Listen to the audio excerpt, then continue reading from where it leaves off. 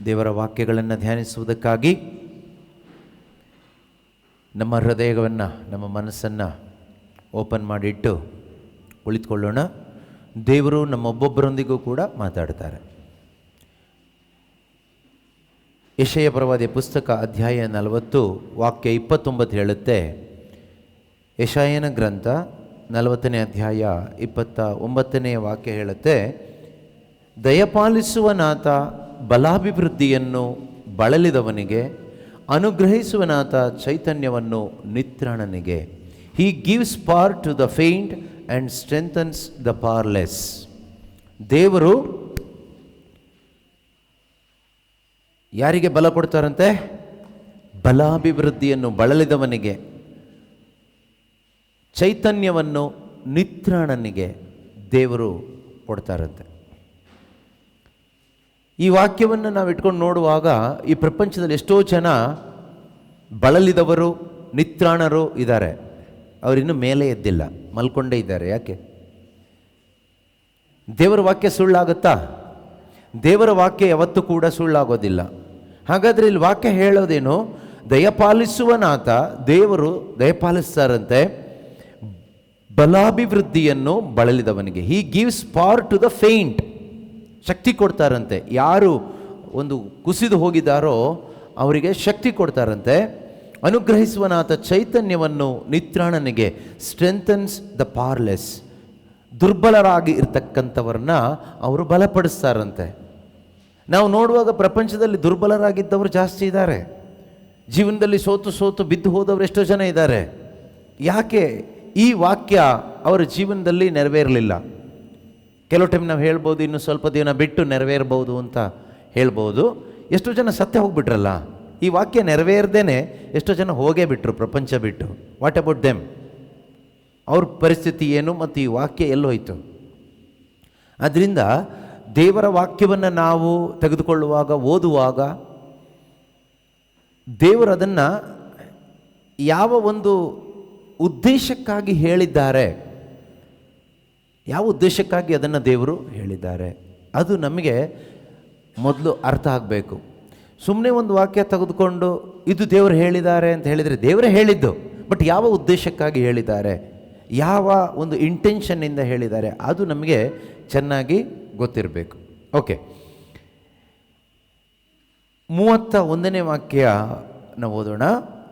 ಸರ್ವೇಶ್ವರನನ್ನು ಎದುರು ನೋಡುವವರು ಹೊಸ ಚೇತನವನ್ನು ಹೊಂದಿಕೊಳ್ಳುವರು. ರೆಕ್ಕೆ ಚಾಚಿದ ಹದ್ದುಗಳಂತೆ ಹಾರುವರು. ಓಡಿದರೂ ದಣಿಯರು, ನಡೆದರೂ ಬಳಲರು. But those who wait for the Lord shall renew their strength. ಹಾಗಾದರೆ ಎಲ್ರಿಗೂ ಅಲ್ಲ, ಎಲ್ಲರ ಜೀವನದಲ್ಲೂ 29ನೇ ವಾಕ್ಯ ನೆರವೇರೋದಿಲ್ಲ. ಆದರೆ ಯಾರೆಲ್ಲ ದೇವರನ್ನು ಎದುರು ನೋಡ್ತಾರೋ ಅವರ ಜೀವನದಲ್ಲಿ ಈ ಒಂದು ಕಾರ್ಯ, ದೇವರ ವಾಕ್ಯ ನೆರವೇರುತ್ತೆ. ಯಾವುದು? ಈ ಗಿವ್ಸ್, ಈ ಸ್ಟ್ರೆಂಥನ್ಸ್ ದ ಪವರ್ಲೆಸ್. ದುರ್ಬಲರನ್ನು ದೇವರು ಬಲಪಡಿಸ್ತಾರೆ. ಸುಮ್ಮನೆ ದುರ್ಬಲರು ಅಂತ ಮೂಲೆಯಲ್ಲಿ ಕೂತ್ಕೊಂಡವ್ರನ್ನ ಅಲ್ಲ. ಯಾರು ತನ್ನ ದುರ್ಬಲತೆಗಳಲ್ಲಿ, ದುರವಸ್ಥೆಗಳಲ್ಲಿ ದೇವರನ್ನು ಎದುರು ನೋಡ್ತಾರೋ ದೇವರು ಅವರನ್ನು ಶಕ್ತಿಪಡಿಸ್ತಾರೆ, ಹೊಸ ಚೈತನ್ಯದಿಂದ ತುಂಬಿಸ್ತಾರೆ. ಇಂದು ಈ ಒಂದು ಧ್ಯಾನಕ್ಕೆ ಯಾರೆಲ್ಲ ಯಾವುದೆಲ್ಲ ಒಂದು ದುರ್ಬಲತೆಗಳಿಂದ ಬಂದಿದ್ದೀರೋ, ಖಂಡಿತವಾಗಲೂ ದೇವರು ಹೇಳ್ತಾ ಇದ್ದಾರೆ, ನಾನು ಬಲಪಡಿಸ್ತೀನಿ, ನಾನು ಬಲಪಡಿಸ್ತೀನಿ. God will strengthen the powerless. He gives power to the faint. ಯಾರು ಕುಸಿದು ಬಿದ್ದು ಹೋಗಿದ್ದಾರೋ ಅಥವಾ ಯಾರು ದುರ್ಬಲರಾಗಿದ್ದಾರೋ ಅವರನ್ನು ಬಲಪಡಿಸ್ತೀನಿ ಅಂತ ದೇವರು ಹೇಳಿದ್ದಾರೆ. ಈಗ ಬಲ ಹೊಂದ್ಕೋಬೇಕಾದ್ರೆ ನಾವು ಮಾಡಬೇಕಾಗಿರೋದೇನು ಕೇಳಿದರೆ, ದೇವರನ್ನು ಎದುರು ನೋಡಬೇಕು. ಯಾರನ್ನ ಎದುರು ನೋಡಬೇಕು? ದೇವರನ್ನೇ ಎದುರು ನೋಡಬೇಕು. ನಾವು ಎಷ್ಟೋ ಬಾರಿ ದೇವರನ್ನ ಎದುರು ನೋಡುವುದಕ್ಕಿಂತ ಹೆಚ್ಚಾಗಿ ದೇವರಿಂದ ಎದುರು ನೋಡ್ತೀವಿ. ದೇವರನ್ನ ಎದುರು ನೋಡೋದಕ್ಕೂ ದೇವರಿಂದ ಎದುರು ನೋಡೋದಕ್ಕೂ ತುಂಬ ವ್ಯತ್ಯಾಸ ಇದೆ. ದೇವರಿಂದ ಎದುರು ನೋಡುವವರಿಗೆ, ಅಂದರೆ ನಾನು ಹೇಳ್ತಾ ಇರೋದು, ದೇವರಿಂದ ನಮಗೆ ಇದಾಗಬೇಕು, ನಮಗೆ ಒಂದು ಇಂಟೆನ್ಷನ್ ಇರುತ್ತೆ, ನಮಗೆ ಏನಾದರೂ ಒಂದು ಉದ್ದೇಶ ಇರುತ್ತೆ, ಲೈಫಲ್ಲಿ ಆಸೆ ಇರುತ್ತೆ, ಕನಸಿರುತ್ತೆ, ಬೇಡಿಕೆ ಕೋರಿಕೆಗಳಿರುತ್ತೆ. ಅದು ಈಡೇರಬೇಕು ಅಂತ ಧ್ಯಾನಗಳಿಗೆ ಪ್ರಾರ್ಥನೆಗಳಿಗೆ ಹೋಗುವವರು ಎಷ್ಟೋ ಜನ ಇದ್ದೀವಿ. ನಮ್ಮಲ್ಲಿ ಎಷ್ಟೋ ಜನ ನಮ್ಮ ಉದ್ದೇಶಗಳು, ನಮ್ಮ ಆಸೆಗಳು, ನಮ್ಮ ಕನಸುಗಳು ನೆರವೇರಿಸ್ಕೋಬೇಕು ಅಂತ ನಾವು ಧ್ಯಾನಗಳಿಗೆ, ಪ್ರಾರ್ಥನೆಗಳಿಗೆ ಹೋಗ್ತೀವಿ. ಇಲ್ಲೂ ಕೂಡ ನೀವು ಬರ್ತೀರಿ. ಎಷ್ಟೋ ಜನ ನಮ್ಮ ಆಸೆ, ನಮ್ಮ ಆಕಾಂಕ್ಷೆಗಳು, ನಮ್ಮ ಉದ್ದೇಶಗಳು, ನಮ್ಮ ಬೇಡಿಕೆ ಕೋರಿಕೆಗಳು ದೇವರು ಈಡೇರಿಸ್ತಾರೆ, ದೇವರಿಂದ ಈಡೇರಿಸ್ಕೋಬೇಕು ಅಂತ ಬರುವವರು ನಮ್ಮಲ್ಲಿ ಎಷ್ಟೋ ಮಂದಿ ಇರ್ಬೋದು. ಆನ್ಲೈನ್ನಲ್ಲಿ ಕೂಡ ಎಷ್ಟೋ ಜನ ಪ್ರತಿದಿನ ಪ್ರಾರ್ಥನೆಯಲ್ಲಿ ಭಾಗವಹಿಸ್ತಾರೆ, ಧ್ಯಾನಗಳಲ್ಲಿ ಭಾಗವಹಿಸ್ತಾರೆ. ಉದ್ದೇಶ ಏನಿರುತ್ತೆ? ಅವರ ಅನೇಕ ಆಸೆಗಳು, ಬಯಕೆಗಳು, ಕನಸುಗಳು, ಉದ್ದೇಶಗಳು ದೇವರಿಂದ ಈಡೇರಿಸ್ಕೋಬೇಕೆಂಬ ಉದ್ದೇಶದಿಂದ ಈ ಧ್ಯಾನಗಳಲ್ಲಿ, ಪ್ರಾರ್ಥನೆಗಳಲ್ಲಿ ಭಾಗವಹಿಸುವವರು ಎಷ್ಟೋ ಜನ ಇದ್ದಾರೆ. ಅವರಿಗೆ ಈ 29ನೇ ವಾಕ್ಯ ವರ್ಕ್ ಆಗಲ್ಲ. ಅವರಿಗಲ್ಲ ಇದು ಹೇಳಿದ್ದು. ದೇವರಿಂದ ಎದುರು ನೋಡುವವ್ರನ್ನಲ್ಲ, ದೇವರನ್ನು ಎದುರು ನೋಡುವವ್ರನ್ನ. ಕೆಲವು ಟೈಮ್ ನಾವು ಕೆಲವೊಂದು ಮನೆಗೆ ಹೋಗ್ತೀವಿ. ಯಾಕೆ ಹೋಗ್ತೀವಿ ಕೇಳಿದರೆ, ಅವ್ರನ್ನ ನೋಡಬೇಕು ಅಂತ ಹೋಗೋದಲ್ಲ. ಕೆಲವು ಟೈಮ್ ನಾವು ಹೇಳ್ತೀವಲ್ವ, ಯಾಕೆ ಬಂದ್ರಿ ಅಂತ ಕೇಳಿದ್ರೆ ಹೇಳ್ತಾರೆ, ನಿಮ್ಮನ್ನು ನೋಡೋಣ ಅಂತ ಬಂದ್ವಿ. ಯಾಕೆ ಅಷ್ಟೊಂದು ಪ್ರೀತಿ ಬಂತು ನಮ್ಮನ್ನು ನೋಡೋದಕ್ಕೆ? ನೋಡೋಣ ಅಂದರೆ ಆಸ್ಕ್ ಸಮಥಿಂಗ್, ಏನೋ ಕೇಳಲಿಕ್ಕೆ, ಏನೋ ಒಂದು ಸಹಾಯ ಕೇಳಲಿಕ್ಕೆ. ಇಲ್ಲಾಂದರೆ ಬೆಳಗ್ಗೆನೇ 4 ಗಂಟೆಗೆ ಎದ್ದುಬಿಟ್ಟು ಗಾಡಿಯೆಲ್ಲ ಹತ್ಕೊಂಡು ಈ ಚಳಿನಲ್ಲಿ ಅಷ್ಟು ದೂರ ಟ್ರಾವೆಲ್ ಮಾಡಿ ಬರ್ತಾರಾ ನೋಡಲಿಕ್ಕೆ? ಇಲ್ಲ ಅಲ್ವಾ? ಸೊ ನೋಡ್ಲಿಕ್ಕೆ ಬಂದಿದ್ದಾರೆ ಅಂದಮೇಲೆ ಏನೋ ಅವರಿಗೆ ಇವರಿಂದ ಆಗಬೇಕಾಗಿದೆ, ಅದಕ್ಕೆ ಬಂದಿರೋದು. ಹೇಳೋದು ಹೇಗೆ? ನಿಮ್ಮನ್ನು ನೋಡೋಣ ಅಂತ ಬಂದೆ. ನೋಡೋಣ ಅಂತ ಬಂದಿದ್ದಲ್ಲ, ನಿಜವಾಗ್ಲೂ ನೋಡೋಣ ಅಂತ ಬಂದಿದ್ದಲ್ಲ. ನನಗೇನೋ ಒಂದು ಅವಶ್ಯಕತೆ ಇದೆ ನಿಮ್ಮಿಂದ, ಅದು ಪಡ್ಕೊಳ್ಳಿಕ್ಕೋಸ್ಕರ ಬಂದೆ. ನಾವು ಎಷ್ಟೋ ಬಾರಿ ದೇವ್ರನ್ನ ನೋಡೋಕ್ಕಂತ ಹೋಗ್ತೀವಿ, ಆದರೆ ಹೋಗುವಾಗ ನಮ್ಮದೇ ಆದ ಅನೇಕ ಉದ್ದೇಶಗಳು, ಬೇಡಿಕೆ ಕೋರಿಕೆಗಳು ನಮ್ಮಲ್ಲಿರುತ್ತೆ. ಆದರೆ ನಿಜವಾಗಲೂ ನೋಡಲಿಕ್ಕೋಸ್ಕರನಂತೆ ಹೋಗೋರು, ಇಲ್ಲ ನಾನು ನಿಮ್ಮನ್ನು ನೋಡಬೇಕು ಅಂತಲೇ ಬಂದೆ ನಿಮ್ಮ ಮನೆಗೆ ಅಂತ ಕೆಲವ್ರು ಹೇಳ್ತಾರೆ. ಕೆಲವೊಮ್ಮೆ ನೀವು ಹೇಳ್ತೀರಿ. ಆವಾಗ ಏನು ಮಾಡ್ತೀರಿ? ಆವಾಗ ನಿಮ್ಮ ಉದ್ದೇಶಗಳು ಏನೂ ಇರೋದಿಲ್ಲ. ಅವ್ರನ್ನ ನೋಡಬೇಕು ಅಷ್ಟೇ, ಅವ್ರ ಜೊತೆಲಿ ಕುಳಿತುಕೋಬೇಕು ಅಷ್ಟೇ, ಅವ್ರ ಜೊತೆಗೆ ಮಾತಾಡಬೇಕು ಅಷ್ಟೇ, ಅವ್ರ ಜೊತೆಗೆ ಟೈಮ್ ಸ್ಪೆಂಡ್ ಮಾಡಬೇಕು ಅಷ್ಟೇ, ಬೇರೆ ಏನಿಲ್ಲ.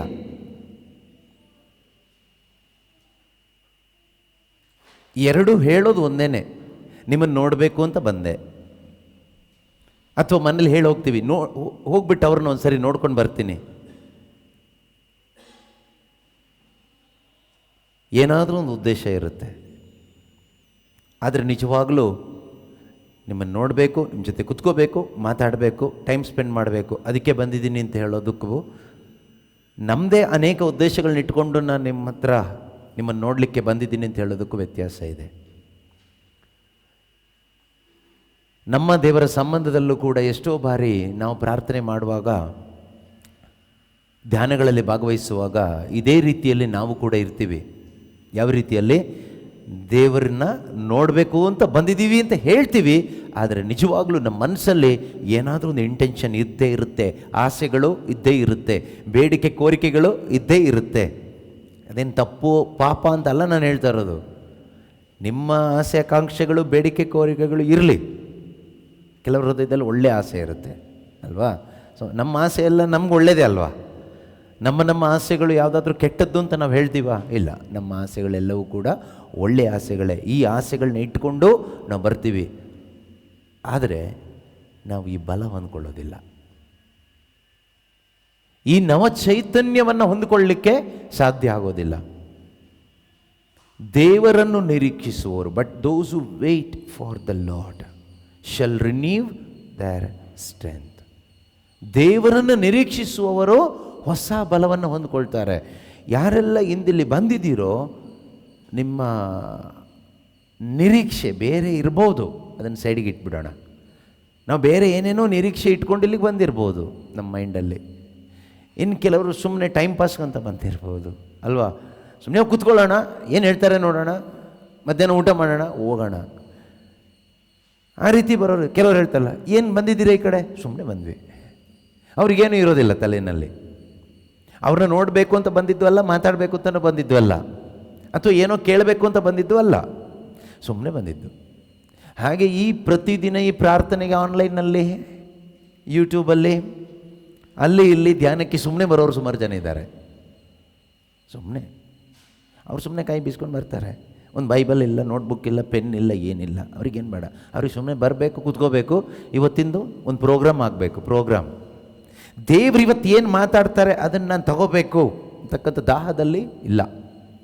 ಸುಮ್ಮನೆ ಇವತ್ತಿನ ರಿಟ್ರೀಟ್ ಇದೆ, ಇವತ್ತಿನ ಮುಗಿಸ್ಬೇಕು, ನೆಕ್ಸ್ಟ್ ನೆಕ್ಸ್ಟ್ ನೆಕ್ಸ್ಟ್ ನೆಕ್ಸ್ಟ್, ಈ ರೀತಿ ಕಾಲಗಳು ಯುಗಗಳು ಉರುಳಿ ಉರುಳಿ ಹೋಗುತ್ತೆ. ಅದಲ್ಲ, ದೇವರು ನನ್ನ ಜೊತೆಗೆ ಏನು ಮಾತಾಡ್ತಾರೆ, I want to spend time with God, ದೇವ್ರ ಜೊತೆಲಿ ನಾನು ಸಮಯ ಕಳಿಬೇಕು ಅಂತ ಆಸಕ್ತಿಯಿಂದ ದೇವರನ್ನು ಎದುರು ನೋಡ್ತಾ ಬಂದವರು ನಿಮ್ಮಲ್ಲಿ ಯಾರೆಲ್ಲ ಇದ್ದೀರೋ, ಖಂಡಿತವಾಗಲೂ ದೇವರ ವಾಕ್ಯ ಹೇಳುತ್ತೆ, ದೇವರು ಅವರನ್ನು ಶಕ್ತಿಪಡಿಸ್ತಾರೆ, ಹೊಸ ಚೈತನ್ಯವನ್ನು ಹೊಂದ್ಕೊಳ್ತಾರೆ. ಸೊ ಅಂಥವ್ರು ಭಾಗ್ಯವಂತರು. ಮಿಕ್ಕವರು ನೀವೀಗ ನಿಮ್ಮ ಮೈಂಡ್ ಸೆಟ್ ಚೇಂಜ್ ಮಾಡ್ಕೊಳ್ಳಿ ಅಷ್ಟೇ, ಬೇರೆ ಏನೂ ಹೇಳಲಿಕ್ಕಿಲ್ಲ.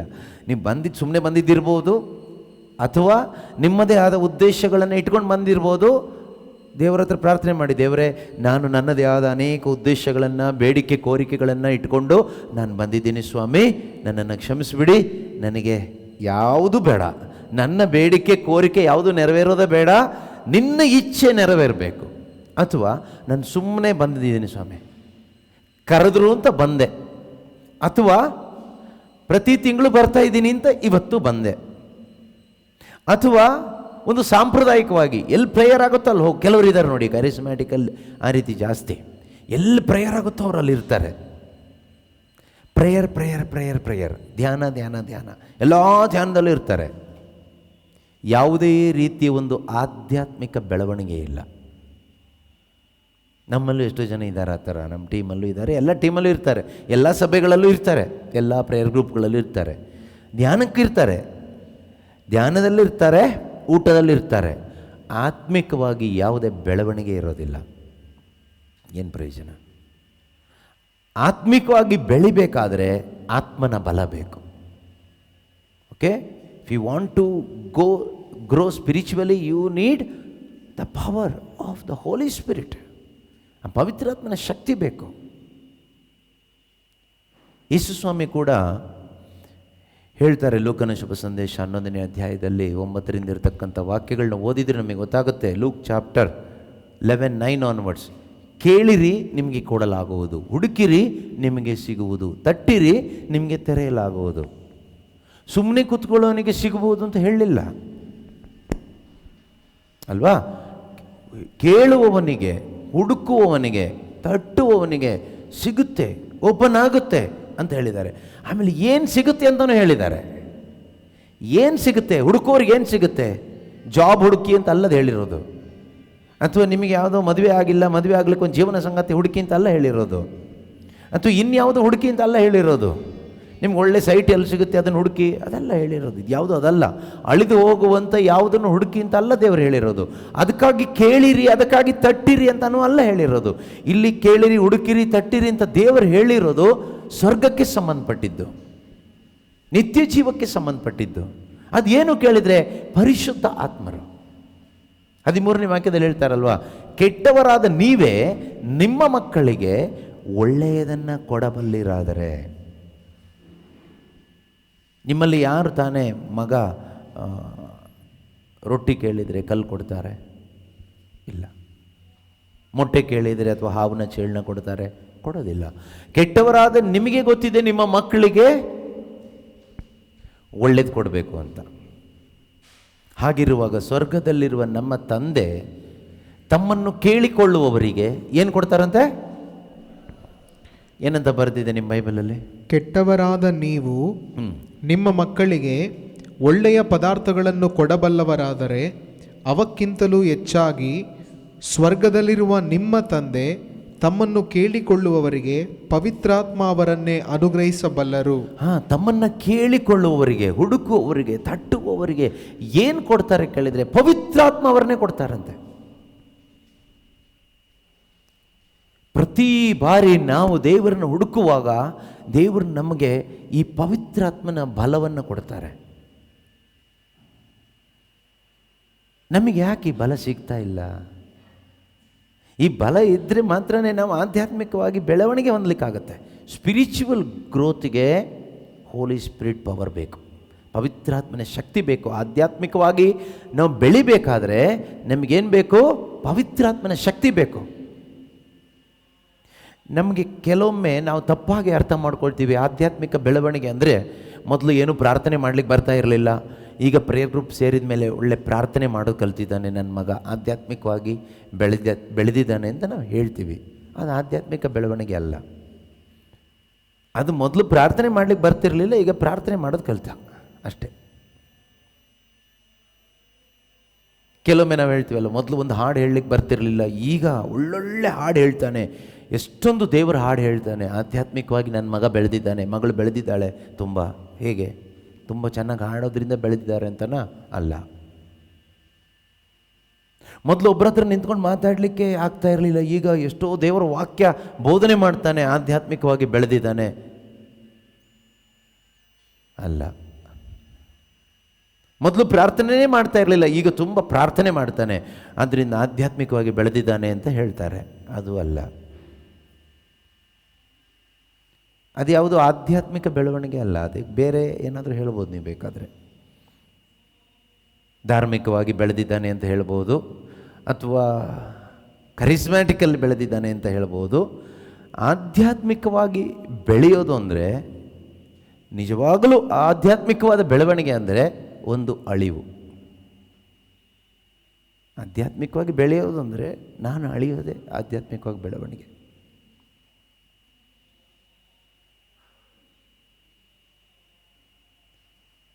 ಸ್ಪಿರಿಚುವಲ್ ಗ್ರೋತ್ ಅಂದರೆ ಅದೇನೆ.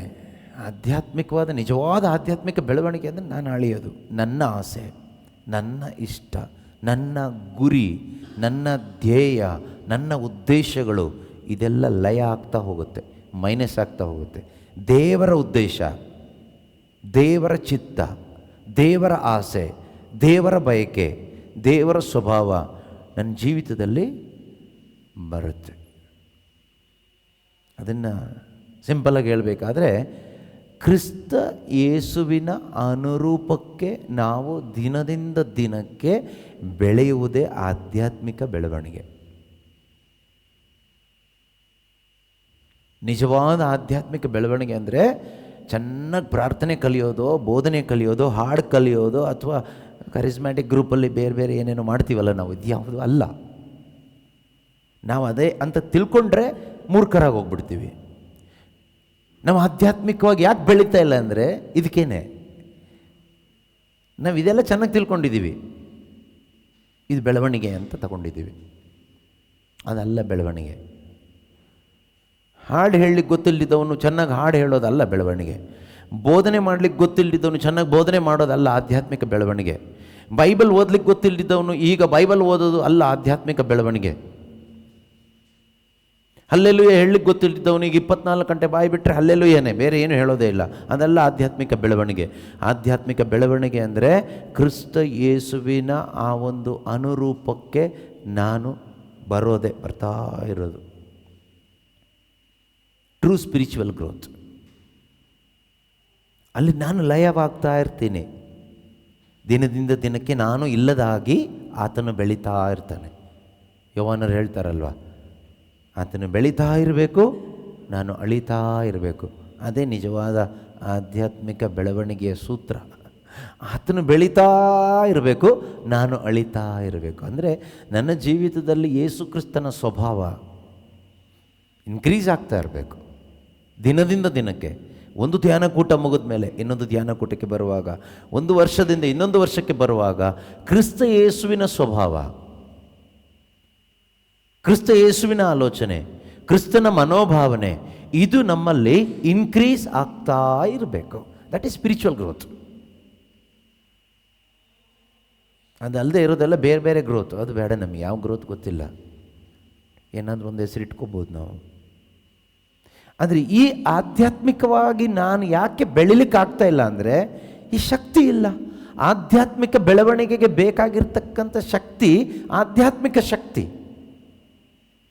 V need the power of the Spirit for the spiritual growth.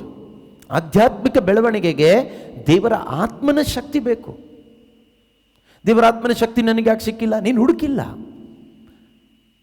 ನೀನು ಧ್ಯಾನಕೂಟಗಳಿಗೆ ಹೋಗಿ ಹುಡುಕಿದ್ದೇ ಬೇರೆ. ನನಗೊಂದು ಒಳ್ಳೆ ಜಾಬ್ ಬೇಕು ಅಂತ ಹುಡುಕದೆ ಸಿಕ್ತು. ನನಗೊಂದು ಒಳ್ಳೆ ಜೀವನ ಸಂಗಾತಿ ಬೇಕು ಅಂತ ಹುಡುಕದೆ ಸಿಕ್ತು. ಒಳ್ಳೆ ಮನೆ ಬೇಕು ಅಂತ ಹುಡುಕದೆ ಸಿಕ್ತು. ಅದಕ್ಕೆ ನೀನು ಹೇಳ್ತೀಯ ದೇವರು ಕೊಟ್ಟರು ಅಂತ. ಕೊಟ್ಟಿರ್ಬೋದು, ಗೊತ್ತಿಲ್ಲ ನನಗೆ.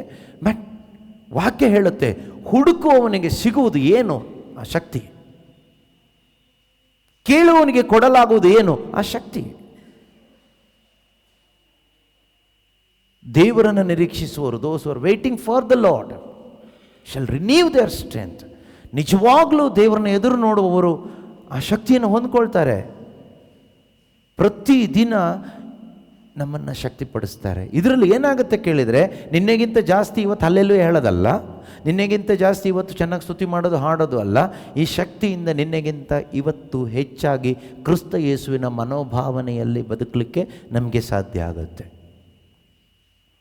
ನಿನ್ನೆಗಿಂತ ಈ ದಿನ, ಅಥವಾ ಕಳೆದ ವಾರಕ್ಕಿಂತ ಈ ವಾರ, ಕಳೆದ ತಿಂಗಳಿಗಿಂತ ಈ ತಿಂಗಳು, ಕಳೆದ ವರ್ಷಕ್ಕಿಂತ ಈ ವರ್ಷ ಇನ್ನೂ ಹೆಚ್ಚಾಗಿ ಕ್ರಿಸ್ತ ಯೇಸುವಿನ ಸ್ವಭಾವದಲ್ಲಿ ನಮಗೆ ಬೆಳವಣಿಗೆ ಹೊಂದಲಿಕ್ಕೆ ಸಾಧ್ಯ ಆಗುತ್ತೆ.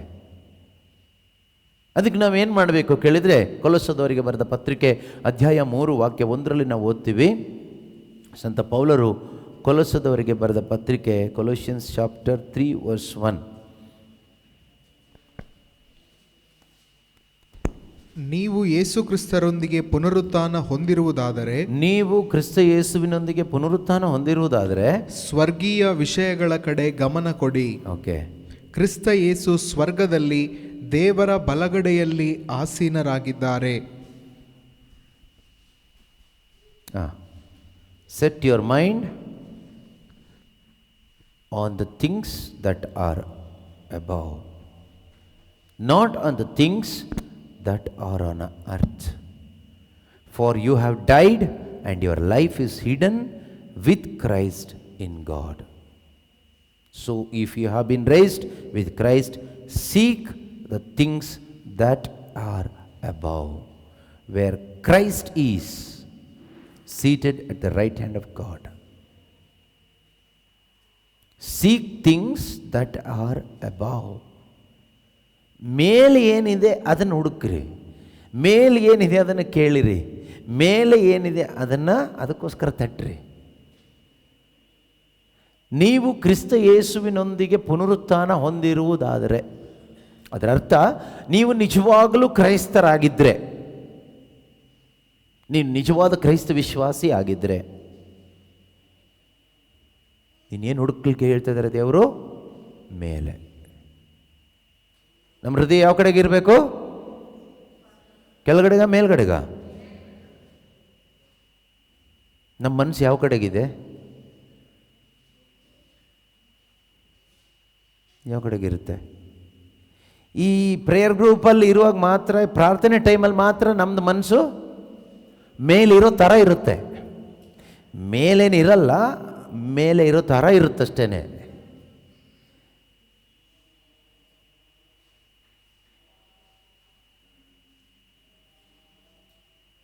ಇನ್ನು ಕಾಂಪೌಂಡ್ ದಾಟಿ ಹೋದ್ಮೇಲೆ ಎಲ್ಲ ಕೆಳಗೆ ಬಂದುಬಿಡುತ್ತೆ. ಯಾಕೆ ಗೊತ್ತಾ? There is no power. ಮೇಲೆ ಇರಲಿ ಅಂತ ಹೇಳಿದ್ದಾರೆ. ಮೇಲೆ ನಮ್ಮ ಗಮನ ಆ ಕಡೆಗೆ ಇರಬೇಕಾದ್ರೆ, ಆ ಕಡೆ ನಮ್ಮ ಮೈಂಡನ್ನು ಹೀಗೆ ಕುತ್ತಿಗೆ ಹೀಗೆ ಮೇಲೆ ಇಟ್ಟರೆ ಶಕ್ತಿ ಬೇಕಲ್ಲ. ಸ್ವಲ್ಪ ಹೊತ್ತು ಹಿಂಗೆ ಇಡ್ಬೋದು, ಮೇಲೆ ನೋಡ್ತಾ ಸ್ವಲ್ಪ ಹೊತ್ತಾದಮೇಲೆ ಕುತ್ತಿಗೆ ನೋವು ಬಂದುಬಿಡುತ್ತೆ, ಮತ್ತೆ ಇಳಿಸ್ತೀವಿ. ಕುತ್ತಿಗೆಗೆ ಬಲ ಇಲ್ಲ ಅಂದರೆ ಮೇಲೆ ನೋಡೋಕ್ಕೂ ಆಗಲ್ಲ. ಸೊ ಅದೇ ರೀತಿಯಲ್ಲಿ ನೀವು ಯೇಸು ಕ್ರಿಸ್ತರೊಂದಿಗೆ ಪುನರುತ್ಥಾನ ಹೊಂದಿರುವುದಾದರೆ ಸ್ವರ್ಗೀಯ ವಿಷಯಗಳ ಕಡೆ ಗಮನ ಕೊಡಿ. ಕ್ರಿಸ್ತ ಯೇಸು ಸ್ವರ್ಗದಲ್ಲಿ ದೇವರ ಬಲಗಡೆಯಲ್ಲಿ ಆಸೀನರಾಗಿದ್ದಾರೆ. ನೀವು ಕ್ರಿಸ್ತ ಯೇಸುವಿನೊಂದಿಗೆ ಮರಣ ಹೊಂದಿರುವುದರಿಂದ ಅವರೊಂದಿಗೆ ನಿಮ್ಮ ಜೀವ ದೇವರಲ್ಲಿ ಮರೆಯಾಗಿದೆ. ನಿಮ್ಮ ಮನಸ್ಸು ಪ್ರಾಪಂಚಿಕ ವಿಷಯಗಳ ಮೇಲೆ ಅಲ್ಲ, ಸ್ವರ್ಗೀಯ ವಿಷಯಗಳ ಮೇಲೆ ಕೇಂದ್ರೀಕೃತವಾಗಿರಲಿ. Set your minds on the things that are above, not on the things that are on earth.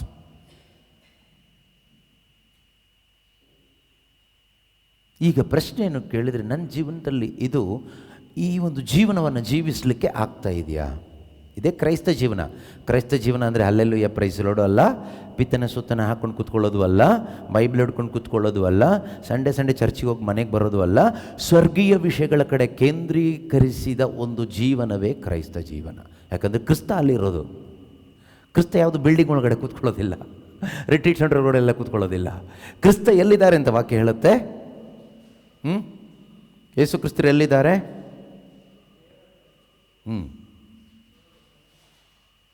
ಕ್ರಿಸ್ತ ಯೇಸು ಸ್ವರ್ಗದಲ್ಲಿ ದೇವರ ಬಲಗಡೆಯಲ್ಲಿ ಆಸೀನರಾಗಿದ್ದಾರೆ. ನಮ್ಮ ಕಣ್ಣು ಎಲ್ಲಿರಬೇಕು? ಯೇಸುವಿನ ಮೇಲೆ ಇರಬೇಕು.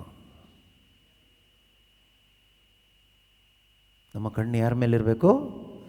ಯೇಸುವಿನ ಮೇಲಿರಬೇಕು. ಯೇಸು ಎಲ್ಲಿದ್ದಾರೆ? ಸ್ವರ್ಗದಲ್ಲಿದ್ದಾರಾ, ಭೂಮಿಯಲ್ಲಿದ್ದಾರಾ? ಯೇಸು ಎಲ್ಲ ಕಡೆಗೂ ಇದ್ದಾರೆ. ಆ ವಿಷಯ ಎಲ್ಲ ಹೇಳ್ತಾ ಇರೋದು. ಈಗ ನಮ್ಮ ಗಮನ ಹೋಗಬೇಕಲ್ಲ, ಅದಕ್ಕೋಸ್ಕರ ಯೇಸು ಇರೋದು ಈಗ ಸ್ವರ್ಗದಲ್ಲಿ. ಏನು ಮಾಡ್ತಾ ಇದ್ದಾರೆ? ಯೇಸು ಕ್ರಿಸ್ತರು ಏನು ಮಾಡ್ತಾ ಇದ್ದಾರೆ ಕೇಳಿದರೆ, ಯಾರೆಲ್ಲ ಅವ್ರನ್ನ ಎದುರು ನೋಡ್ತಾ ಇದ್ದಾರೋ ಅವರ ಪರವಾಗಿ ಭಿನ್ನಯಿಸ್ತಾ ಇದ್ದಾರೆ. ಯಾರೆಲ್ಲ ಅವ್ರನ್ನ ಎದುರು ನೋಡ್ತಾ ಇದ್ದಾರೋ ಅವರ ಪರವಾಗಿ ಅವರು ಪಿತನ ಬಲಪಾರ್ಶ್ವದಲ್ಲಿದ್ದು ಅವರಿಗಾಗಿ ಭಿನ್ನ ಮಾಡ್ತಾ ಇದ್ದಾರೆ ತಂದೆಯಲ್ಲಿ. ರೋಮನರಿಗೆ ಬರೆದ ಪತ್ರಿಕೆಯಲ್ಲಿದೆ, ಹಿಬ್ರಿಯರಿಗೆ ಬರೆದ ಪತ್ರಿಕೆಯಲ್ಲಿದೆ, ಸುಮಾರು ಕಡೆಗಳಲ್ಲಿ ನಾವು ಓದ್ತೀವಿ ಅಲ್ವಾ. ನಮಗೋಸ್ಕರ ಅವರು ಪ್ರಾಣತ್ಯಾಗ ಮಾಡಿದ್ದಲ್ಲದೆ ಪುನರುತ್ಥಾನ ಹೊಂದಿ ಸ್ವರ್ಗಕ್ಕೆ ಏರಿ ಹೋಗಿ, ಅವಕ್ಕೆ ಓದೋಣ ಬೇಕಾದರೆ. ಹೋಗುವಾಗ ಶಕ್ತಿ ಸ್ವಲ್ಪನಾದರೂ ಪಡ್ಕೊಂಡು ಹೋಗ್ಬೇಕಾಯ್ತಾ? ಸುಮ್ಮನೆ ಬಂದು ಹೋಗಿ ಸುಮ್ಮನೆ ಅವರು ಇವರು ಮಾತಾಡೋ ಥರ ಬದುಕಬಾರ್ದು ನಾವು. ಎಸ್, ರೋಮನರಿಗೆ ಬರೆದ ಪತ್ರಿಕೆ ಅಧ್ಯಾಯ 8 ವಾಕ್ಯ 34. ದೇವರೇ ಆರಿಸಿಕೊಂಡವರ ಮೇಲೆ ಯಾರು ತಾನೇ ದೋಷಾರೋಪಣೆ ಮಾಡಬಲ್ಲರು?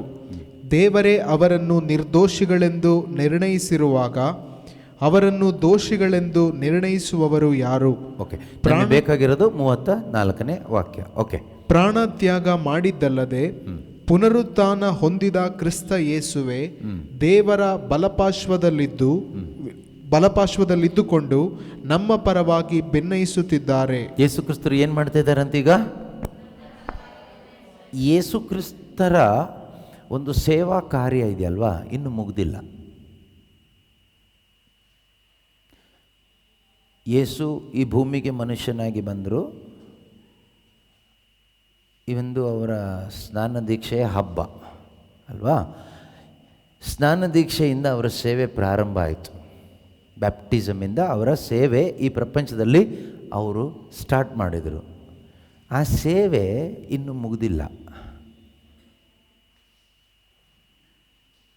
ಅವರ ಸೇವೆ ಈಗ ಸ್ವರ್ಗದಲ್ಲಿ ಅವರು ಮುಂದುವರಿಸ್ತಾ ಇದ್ದಾರೆ. ಸೇವೆ ಮುಗ್ದಿಲ್ಲ ಅವ್ರದ್ದಿನ್ನು. ಅವ್ರ ಸೇವೆ ಮುಗಿದ್ಬಿಟ್ರೆ ಪ್ರಪಂಚದಲ್ಲಿ ಸೈತಾನ ಎಲ್ಲ ಹೋಗ್ಬಿಡುತ್ತೆ, ಎಲ್ಲ ಕ್ಲಿಯರ್ ಆಗಿಬಿಡುತ್ತೆ.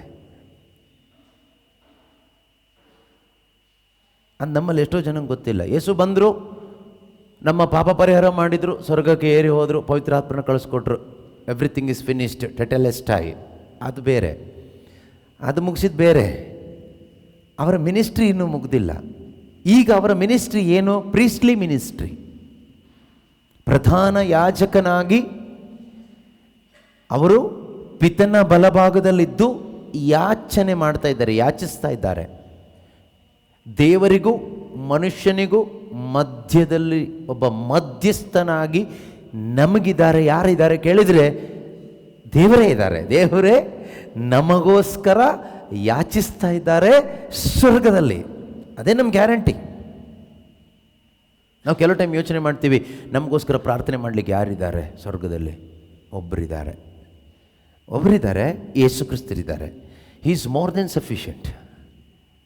ಯೇಸು ಕ್ರಿಸ್ತರಿದ್ದಾರೆ ನಮಗೋಸ್ಕರ ಪಿತನ ಬಳಿಯಲ್ಲಿ ಭಿನ್ನಯಿಸಲಿಕ್ಕೋಸ್ಕರ. ಇಲ್ಲಿಂದ ಸ್ವರ್ಗಕ್ಕೆ ಏರಿ ಹೋದ ಪ್ರಭು ಯೇಸು ಕ್ರಿಸ್ತರು ಇದ್ದಾರೆ. ಅದನ್ನೇ ವಾಕ್ಯ ಹೇಳಿ, ಪ್ರಾಣತ್ಯಾಗ ಮಾಡಿದಲ್ಲದೆ ಪುನರುತ್ಥಾನ ಹೊಂದಿದ ಕ್ರಿಸ್ತ ಯೇಸುವೆ ಸ್ವರ್ಗಕ್ಕೆ ಏರಿ ಹೋಗಿ ದೇವರ ಬಲಪಾರ್ಶ್ವದಲ್ಲಿ ಇದ್ದುಕೊಂಡು ನಮ್ಮ ಪರವಾಗಿ ಭಿನ್ನಯಿಸ್ತಾ ಇದ್ದಾರೆ. ಅವಾಗೊಂದು ಪ್ರಶ್ನೆ ಬರುತ್ತೆ, ನಮ್ಮ ಪರವಾಗಿ ಯೇಸು ಕ್ರಿಸ್ತರು ಭಿನ್ನಯಿಸ್ತಾ ಇದ್ದರೂ ಕೂಡ ನಮಗೆ ಶಕ್ತಿ ಸಿಗ್ತಾ ಇಲ್ವಲ್ಲ ಯಾಕೆ? ಯಾಕೆ ಅಂದರೆ ನಮಗೆ ವಿಶ್ವಾಸ ಇಲ್ಲ. ದೇವರು ಹೇಳಿದ ಮಾತಿನಲ್ಲಿ ನಮಗೆ ವಿಶ್ವಾಸ ಇಲ್ಲದೆ ಇರೋದ್ರಿಂದ. ಯಾವುದು? ದೇವರನ್ನು ನಿರೀಕ್ಷಿಸುವವರು ಹೊಸ ಬಲ ಹೊಂದ್ಕೊಳ್ತಾರೆ. ಕೇಳಿರಿ, ಹುಡುಕಿರಿ, ತಟ್ಟಿರಿ. ನೀವಿಲ್ಲಿ ತಟ್ತಾ ಇದ್ರೆ ಸಾಕು, ಅಲ್ಲಿ ಸ್ವರ್ಗದಿಂದ ಒಬ್ಬರು ಸ್ಯಾಂಕ್ಷನ್ ಮಾಡಿಸ್ಕೊಡ್ತಾರೆ ನಿಮಗೆ. ಆ ಪವಿತ್ರಾತ್ಮನ ಶಕ್ತಿಗಾಗಿ, ದೇವರ ಜ್ಞಾನಕ್ಕಾಗಿ ನೀವಿಲ್ಲಿ ಕೇಳ್ತೀರಿ. ಇಲ್ಲಿ ಕೇಳುವಾಗ ಆ ಪ್ರಾರ್ಥನೆ ಯೇಸು ಕ್ರಿಸ್ತನ ಮುಖಾಂತರ ತಂದೆಯಾದ ದೇವರ ಹತ್ರ ಹೋಗುತ್ತೆ. ತಂದೆಯಾದ ದೇವರ ಹತ್ರ ಹೋಗೋದು ನನ್ನ ಪ್ರಾರ್ಥನೆ ಅಲ್ಲ, ಯೇಸುವಿನ ಪ್ರಾರ್ಥನೆ. ಆಗ ತಂದೆಯಾದ ದೇವರೇನು ಮಾಡ್ತಾರೆ? ಯೇಸು ಕ್ರಿಸ್ತರ ಮುಖಾಂತರ ಅದನ್ನು ವಾಪಸ್ ನನಗೆ ಸಿಗುವ ಹಾಗೆ ಮಾಡ್ತಾರೆ. C, he is the way. ಅವರೇ ದಾರಿ, ಅವರೇ ಒಂದು ಚಾನಲ್. ಅಲ್ಲಿ ನಮಗೇನು ಸಿಗುತ್ತೆ? ಪವಿತ್ರಾತ್ಮನ ಶಕ್ತಿ ಸಿಗುತ್ತೆ. ಈ ಪವಿತ್ರಾತ್ಮನ ಶಕ್ತಿಯಿಂದ ನಾವು ತುಂಬಲ್ಪಡ್ತಾ ಇರಬೇಕು. ಪ್ರತಿದಿನ ದೇವರ ಶಕ್ತಿಯಿಂದ ನಾವು ತುಂಬಲ್ಪಡ್ತಾ ಇರಬೇಕು. ನಮಗೆ ನಂಬಿಕೆ ಇರಬೇಕು, ನನಗಾಗಿ ಪ್ರಾರ್ಥಿಸಲಿಕ್ಕಾಗಿ ಒಬ್ಬರು ಸ್ವರ್ಗದಲ್ಲಿ ಇದ್ದಾರೆ, ಮೇಲೆ ಇದ್ದಾರೆ. ಎಲ್ಲಿದ್ದಾರೆ? ಮೇಲೆ ಇದ್ದಾರೆ. ಪಿತನ ಬಲಪಾರ್ಶ್ವದಲ್ಲಿದ್ದುಕೊಂಡು ನನಗೋಸ್ಕರ ಪ್ರಾರ್ಥಿಸಲಿಕ್ಕಾಗಿ ಯೇಸು ಕ್ರಿಸ್ತರು ಇಂದು ಕೂಡ ಜೀವಂತರಾಗಿ ಇದ್ದಾರೆ ಎಂಬ ಒಂದು ನಂಬಿಕೆ ನಮ್ಮ ಹೃದಯದಲ್ಲಿರಬೇಕು. ನಮಗೆ ನಂಬಿಕೆನೇ ಇಲ್ಲ. ನಮ್ಮಲ್ಲಿ ಎಷ್ಟೋ ಜನರಿಗೆ ನನಗೋಸ್ಕರ ಪ್ರಾರ್ಥನೆ ಮಾಡಲಿಕ್ಕೆ ಒಬ್ಬರು ಸ್ವರ್ಗದಲ್ಲಿದ್ದಾರೆ ಅನ್ನೋ ನಂಬಿಕೆ ಇಲ್ಲ. ಅದು ಬೇರೆ ಯಾರೂ ಅಲ್ಲ, ಯೇಸು. ಕೆಲವ್ರಿಗೆ ನಂಬಿಕೆ ಏನು ಗೊತ್ತಾ? ನಮ್ಮ ತಾತ ಇದ್ದಾರೆ ಸ್ವರ್ಗದಲ್ಲಿ ಪ್ರಾರ್ಥನೆ ಮಾಡ್ತಾರೆ, ನಮ್ಮ ಅಜ್ಜಿ ಇದ್ದಾರೆ ಸ್ವರ್ಗದಲ್ಲಿ ಪ್ರಾರ್ಥನೆ ಮಾಡ್ತಾರೆ, ನಮ್ಮ ಮಗು ಸತ್ತೋಗಿದೆ ಚಿಕ್ಕ ಪ್ರಾಯದಲ್ಲಿ, ಅದು ಪ್ರಾರ್ಥನೆ ಮಾಡ್ತಾ ಇದೆ. ಇದು ಈ ರೀತಿಯೆಲ್ಲ ನಂಬಿಕೆ ಇದೆ. ಅದು ಎಲ್ಲಿಂದ ಬಂದ ಮೂಢನಂಬಿಕೆನೋ ನನಗೆ ಗೊತ್ತಿಲ್ಲ. ಬೈಬಲ್ ಹೇಳುತ್ತೆ, ಸತ್ತವ್ರು ಯಾರೂ ಸ್ತುತಿ ಮಾಡೋದಿಲ್ಲ ಅಂತ ದೇವರನ್ನ, ಜೀವಂತರಾಗಿದ್ದವ್ರು ಮಾತ್ರ ಅಂತೆ. ಹಾಗೆ ಜೀವಂತರಾಗಿ ಹಾಗೆ ಏರು ಹೋಗಿದ್ದವರೇ. ವಾಕ್ಯನೇ ಹೇಳುತ್ತೆ, ನಮ್ಮ ಪರವಾಗಿ ಪಿತನ ಬಳಿಯಲ್ಲಿ ಭಿನ್ನ ಮಾಡಲಿಕ್ಕೆ ನಮ್ಮ ತಾತ ಇದ್ದಾರೆ ಅಲ್ಲ, ಅಜ್ಜಿ ಇದ್ದಾರೆ ಅಲ್ಲ, ಕುಟುಂಬದಲ್ಲಿ ಸತ್ತೋದವರು ಇದ್ದಾರೆ ಅಲ್ಲ, ಜೀವಂತರಾಗಿರ್ತಕ್ಕಂಥ ಯೇಸು ಕ್ರಿಸ್ತರು ನಮ್ಮ ಪ್ರಧಾನ ಯಾಜಕನಾಗಿ ಅಲ್ಲಿ ನಮ್ಮ ಪರವಾಗಿ ಭಿನ್ನಯಿಸ್ತಾ ಇದ್ದಾರೆ ಅಂತ ವಾಕ್ಯ ಹೇಳುತ್ತೆ. ನೀವು ಯಾವುದನ್ನು ನಂಬ್ತೀರಾ? ಇದನ್ನು ನಂಬ್ತೀರೋ, ಯಾರೋ ಹೇಳಿದ ಕತೆ ನಂಬ್ತೀರೋ? ಅದು ನಿಮಗೆ ಬಿಟ್ಟಿದ್ದು, ನಿಮ್ಮ ಸ್ವಾತಂತ್ರ್ಯಕ್ಕೆ ಬಿಟ್ಟಿದ್ದು. ಯಾವುದಾದ್ರೂ ನಂಬ್ಕೊಳ್ಳಿ. ವಾಕ್ಯ ಹೇಳುತ್ತೆ, ನಮ್ಮ ಪರವಾಗಿ ಭಿನ್ನಯಿಸಲಿಕ್ಕೆ ಯಾರಿದ್ದಾರೆ? ಯೇಸು ಇದ್ದಾರೆ. ಇಬ್ರಿಯರಿಗೆ ಬರೆದ ಪತ್ರಿಕೆಯಲ್ಲೂ ಕೂಡ ಇದೆ. ಇಬ್ರಿಯರಿಗೆ ಬರೆದ ಪತ್ರಿಕೆಯಲ್ಲಿ 1ನೇ ಅಧ್ಯಾಯದಲ್ಲೂ ಕೂಡ ಇದೆ. 1ನೇ ಅಧ್ಯಾಯದಲ್ಲಿ 3ನೇ ವಾಕ್ಯ, ಮಹೋನ್ನತ ದೇವರ ಬಲಪಾರ್ಶ್ವದಲ್ಲಿ ಅವರೇನು ಮಾಡಿದ್ದಾರೆ? ಆಸೀನರಾಗಿದ್ದಾರೆ. ನಮ್ಮ ಪಾಪಗಳನ್ನು ತೊಡೆದು ಹಾಕಿ ಸ್ವರ್ಗದಲ್ಲಿ ಮಹೋನ್ನತ ದೇವರ ಬಲಪಾರ್ಶ್ವದಲ್ಲಿ ಆಸೀನರಾಗಿರುವವರು ಇವರೇ. ನಮ್ಮ ಪಾಪವನ್ನೆಲ್ಲ ತೊಡೆದು ಹಾಕಿ ಮಹೋನ್ನತ ದೇವರ ಬಲಪಾರ್ಶ್ವದಲ್ಲಿ ಆಸೀನರಾಗಿರುವವರು ಇವರೇ. ಈ ಯೇಸು ಏನು ಮಾಡ್ತಾರೆ? 7ನೇ ಅಧ್ಯಾಯದಲ್ಲಿ ಇನ್ನೊಂದು ವಾಕ್ಯ ಇದೆಯಲ್ಲ, 7:6,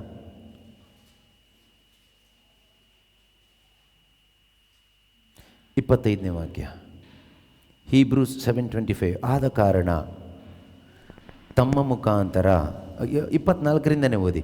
ಯೇಸು ಸ್ವಾಮಿಯಾದರೂ ಚಿರಂಜೀವಿ ಆಗಿರುವುದರಿಂದ ಅವರ ಯಾಜಕತ್ವವು ಶಾಶ್ವತವಾಗಿ ಉಳಿಯುವಂಥದ್ದು.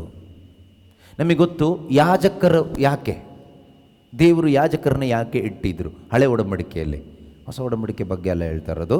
ಹಳೆ ಒಡಂಬಡಿಕೆಯಲ್ಲಿ ದೇವರು ಯಾಜಕರನ್ನ ಯಾಕೆ ಇಟ್ಟಿದ್ರು? ಈ ಯಾಜಕತ್ವ ಯಾಕೆ ಅಂದರೆ ದೇವರಿಗೂ ಮನುಷ್ಯನಿಗೂ ಮಧ್ಯದಲ್ಲಿ ಒಬ್ಬ ಮಧ್ಯಸ್ಥನಾಗಿ ನಿಲ್ಲಕ್ಕೆ ದೇವರು ನೇಮಿಸಿದ ಒಂದು ವ್ಯಕ್ತಿ ಬೇಕಾಗಿತ್ತು. ಯಾಕೆಂದರೆ ಮನುಷ್ಯರು ಪಾಪಿಗಳು. ನಮಗೆ ದೇವರ ಜೊತೆಗೆ ಕನೆಕ್ಷನ್ನಲ್ಲಿ ಇರಲಿಕ್ಕೆ, ಡೈರೆಕ್ಟ್ ಕಾಂಟ್ಯಾಕ್ಟಲ್ಲಿ ಇರಲಿಕ್ಕೆ ಆಗೋದಿಲ್ಲ. ಆದ್ದರಿಂದ ಯಾರಾದರೂ ಒಬ್ಬರು ದೇವರಿಂದ ಅದಕ್ಕೋಸ್ಕರವೇ ನೇಮಿಸಲ್ಪಟ್ಟ, ಪ್ರತ್ಯೇಕಿಸಲ್ಪಟ್ಟ ವ್ಯಕ್ತಿ ಬೇಕಾಗಿತ್ತು. ಆದ್ದರಿಂದ ದೇವರು ಈ ಯಾಜಕರನ್ನು ಇರಿಸಿದರು. ಆದರೆ ಯಾವುದು ವರ್ಕೌಟ್ ಆಗಿಲ್ಲ. ಆದ್ದರಿಂದ ದೇವರೇ ಮನುಷ್ಯನಾಗಿ ಬಂದರು, ದೇವರೇ ಈಗಲೂ ಯಾಜಕನಾಗಿರೋ ನಮಗೋಸ್ಕರ ಇದ್ದಾರೆ. ಯೇಸುವಾದರೂ ಚಿರಂಜೀವಿ ಆದುದರಿಂದ ಅವರ ಯಾಜಕತ್ವವು ಶಾಶ್ವತವಾಗಿ ಉಳಿಯುವಂಥದ್ದು. ಮಿಕ್ಕಿದ್ದೆಲ್ಲ ಯಾಜಕತ್ವ ಸಾಯ್ತಾ ಇದ್ದರು. ಒಬ್ಬ ಯಾಜಕ ಸಾಯ್ತಾ ಇದ್ದ, ಪ್ರಧಾನ ಯಾಜಕ ಸಾಯ್ತಾ ಇದ್ದ, ಇನ್ನೊಬ್ಬ ಸಾಯ್ತಾ ಇದ್ದ. ಆದರೆ ಈಗ ನಮಗೆ ಯೇಸು ಕ್ರಿಸ್ತರು ಚಿರಂಜೀವಿ ಆಗಿರುವುದರಿಂದ ಅವರ ಯಾಜಕತ್ವವು ಶಾಶ್ವತವಾಗಿ ಉಳಿಯುವಂಥದ್ದು. ಅದರ ಮೇಲಿನ ವಾಕ್ಯ ಹೇಳುತ್ತಲ್ವ, ಲೇವಿಯರ ಯಾಜಕ ಸೇವೆಯನ್ನು ಮರಣವು ಮೊಟಕುಗೊಳಿಸುತ್ತಿದ್ದರಿಂದ ಅನೇಕರು ಯಾಜಕರಾಗಬೇಕಾಗಿತ್ತು. ಈಗ ಯಾವ ಯಾಜಕನ ಹತ್ರ ನಾವು ಕೂತ್ಕೊಳ್ಳೋದೀಗ? ಈ ಯಾಜಕನ ಹತ್ರ ಪ್ರಾರ್ಥಿಸೋಣ, ಈ ಯಾಜಕನ ಕನ್ಫ್ಯೂಷನ್ ಶುರುವಾಗುತ್ತಲ್ವ. ಅದರಿಂದ ಕನ್ಫ್ಯೂಷನ್ ಕ್ಲಿಯರ್ ಮಾಡ್ತಾರೆ ಯೇಸು. ನೀವು ಯಾವ ಯಾಜಕನ ಸಹವಾಸಕ್ಕೆ ಹೋಗಬೇಡಿ, ನಾನೇ ನಿಮಗೆ ಶಾಶ್ವತ ನಿತ್ಯ ಯಾಜಕನಾಗಿ, ಪ್ರಧಾನ ಯಾಜಕನಾಗಿ ಸ್ವರ್ಗದಲ್ಲಿ ಅಪ್ಪನ ಬಲಭಾಗದಲ್ಲಿ ನಾನು ನಿಂತ್ಕೊಂಡು ನಿಮ್ಮ ಪರವಾಗಿ ಭಿನ್ನಯಿಸ್ತೀನಿ. ಟೆನ್ಷನ್ ಬೇಡ. ಹಾಗೆ ಹಳೆ ಒಡಂಬಡಿಕೆಯ ಯಾಜಕತ್ವ ಯೇಸು ಕ್ರಿಸ್ತರಲ್ಲಿ ಸಂಪೂರ್ಣವಾಗಿ ನೆರವೇರಿ ಇತಿಗೊಳಿಸಿದರು. ಈಗ ಒಂದು ಹೊಸ ಯಾಜಕತ್ವ ಎಲ್ಲಿದೆ? ಸ್ವರ್ಗದಲ್ಲಿ ಪ್ರಾರಂಭ ಆಗಿದೆ. ಯೇಸುವಾದರೂ ಚಿರಂಜೀವಿಯಾಗಿರುವುದರಿಂದ ಅವರ ಯಾಜಕತ್ವವು ಶಾಶ್ವತವಾಗಿ ಉಳಿಯುವಂಥದ್ದು. ಆದ ಕಾರಣ ತಮ್ಮ ಮುಖಾಂತರ ದೇವರನ್ನು ಅರಸುವವರನ್ನು ಯೇಸು ಸಂಪೂರ್ಣವಾಗಿ ಉದ್ಧಾರ ಮಾಡಬಲ್ಲರು. ಅಂಥವರ ಪರವಾಗಿ ಭಿನ್ನಯಿಸಲೆಂದೇ ಯೇಸು ಸದಾ ಬದುಕಿರುವರು. ಎಂಥವರ ಪರವಾಗಿ?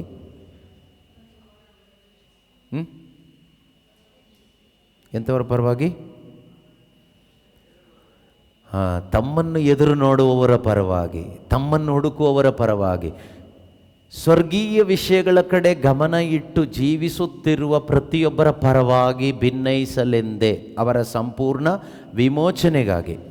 ಉದ್ದೇಶ ಏನು ಕೇಳಿದರೆ ಅವರ ಸಂಪೂರ್ಣ ಉದ್ಧಾರ, ಜೀವೋದ್ಧಾರ.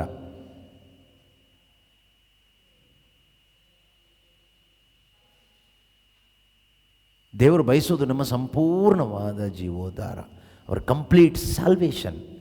ನಮಗೆ ಈ ಸಾಲ್ವೇಷನಲ್ಲಿ ಇಂಟ್ರೆಸ್ಟ್ ಇಲ್ಲದೆ ಇರ್ಬೋದು. ನಮಗೆ ಇಂಟ್ರೆಸ್ಟ್ ಇರೋದು ಬಿಸ್ನೆಸ್ ಮಾಡೋದ್ರಲ್ಲಿ,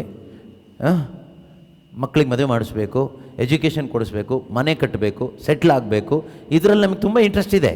ಇದಕ್ಕಾಗಿ ನಾವು ಫಾಸ್ಟಿಂಗ್ ಮಾಡ್ತೀವಿ, ಪ್ರೇಯರ್ ಮಾಡ್ತೀವಿ, ABCD XYZ ಎಲ್ಲ ಮಾಡ್ತೀವಿ.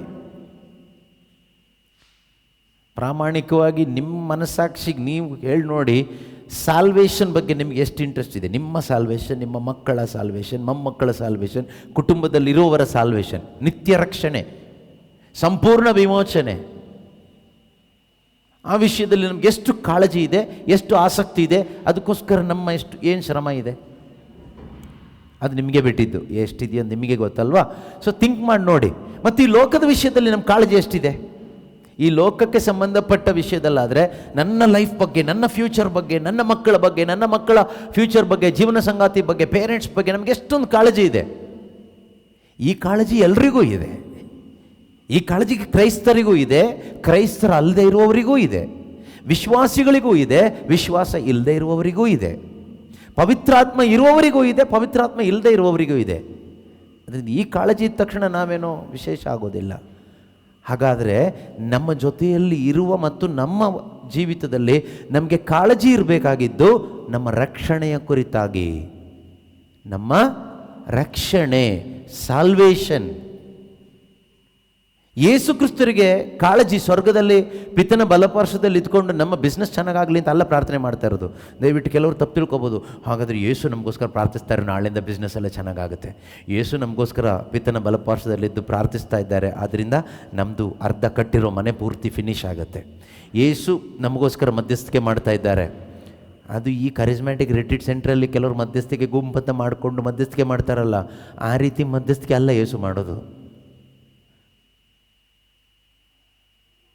ಅದು ಮನುಷ್ಯನ ಇಚ್ಛೆ ಆಸೆಗಳನ್ನ ಪೂರೈಸುವಂಥ ಎಷ್ಟೋ ಪ್ರಾರ್ಥನಾ ತಂಡಗಳು ಪ್ರಾರ್ಥನೆ ಮಾಡ್ತಾನೆ ಇರ್ತಾರೆ. ನಾವು ಪ್ರಾರ್ಥನೆ ಮಾಡ್ತಾಯಿದ್ದೀವಿ ಬ್ರದರ್, ಇನ್ನೂ ಮದುವೆ ಆಗಿಲ್ಲಲ್ಲ, ಮದುವೆಗೋಸ್ಕರ ಪ್ರಾರ್ಥನೆ ಮಾಡ್ತಾಯಿದ್ದೀವಿ.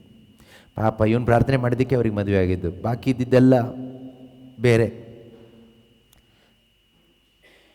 ಅಲ್ವಾ? ನಾವು ಪ್ರಾರ್ಥನೆ ಮಾಡಬೇಕು ಕೇಳಿದ್ರೆ ಮಾಡಲೇಬೇಕು. ಯಾಕೆ? ರಕ್ಷಣೆಗಾಗಿ. ಈ ರಕ್ಷಣೆಯ ದಾರಿಯಿಂದ ತಪ್ಪಿ ಹೋಗಬಾರ್ದು, ವಿಶ್ವಾಸದ ದಾರಿಯಿಂದ ತಪ್ಪಿ ಹೋಗಬಾರ್ದು. ಇದಕ್ಕಾಗಿ ನಾವು ಪ್ರಾರ್ಥಿಸಬೇಕು.